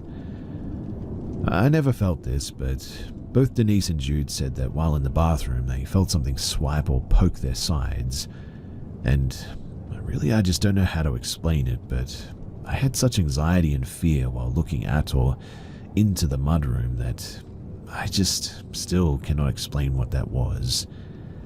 I always focused on a dark spot in there, and I never saw anything happen, but I guess I was always anticipating to see something. With all that said, it never really felt evil or unwelcoming, I guess. Fran had been very stressed dealing with things between her boyfriend and Denise. I know entities feed off of negative energy, so I guess we just sort of chalked it up to that in the end. We told Fran right when she got home, and she told us that she had recently experienced things there too. One being that she saw Denise's boyfriend come out of the hallway and head towards the main entrance. She was about to ask him something, but didn't see him in the living room. And the door hadn't been opened, and he was actually in Denise's room the whole time. And yeah, these are pretty unforgettable things, and something that I guess will just stick with me for as long as I live.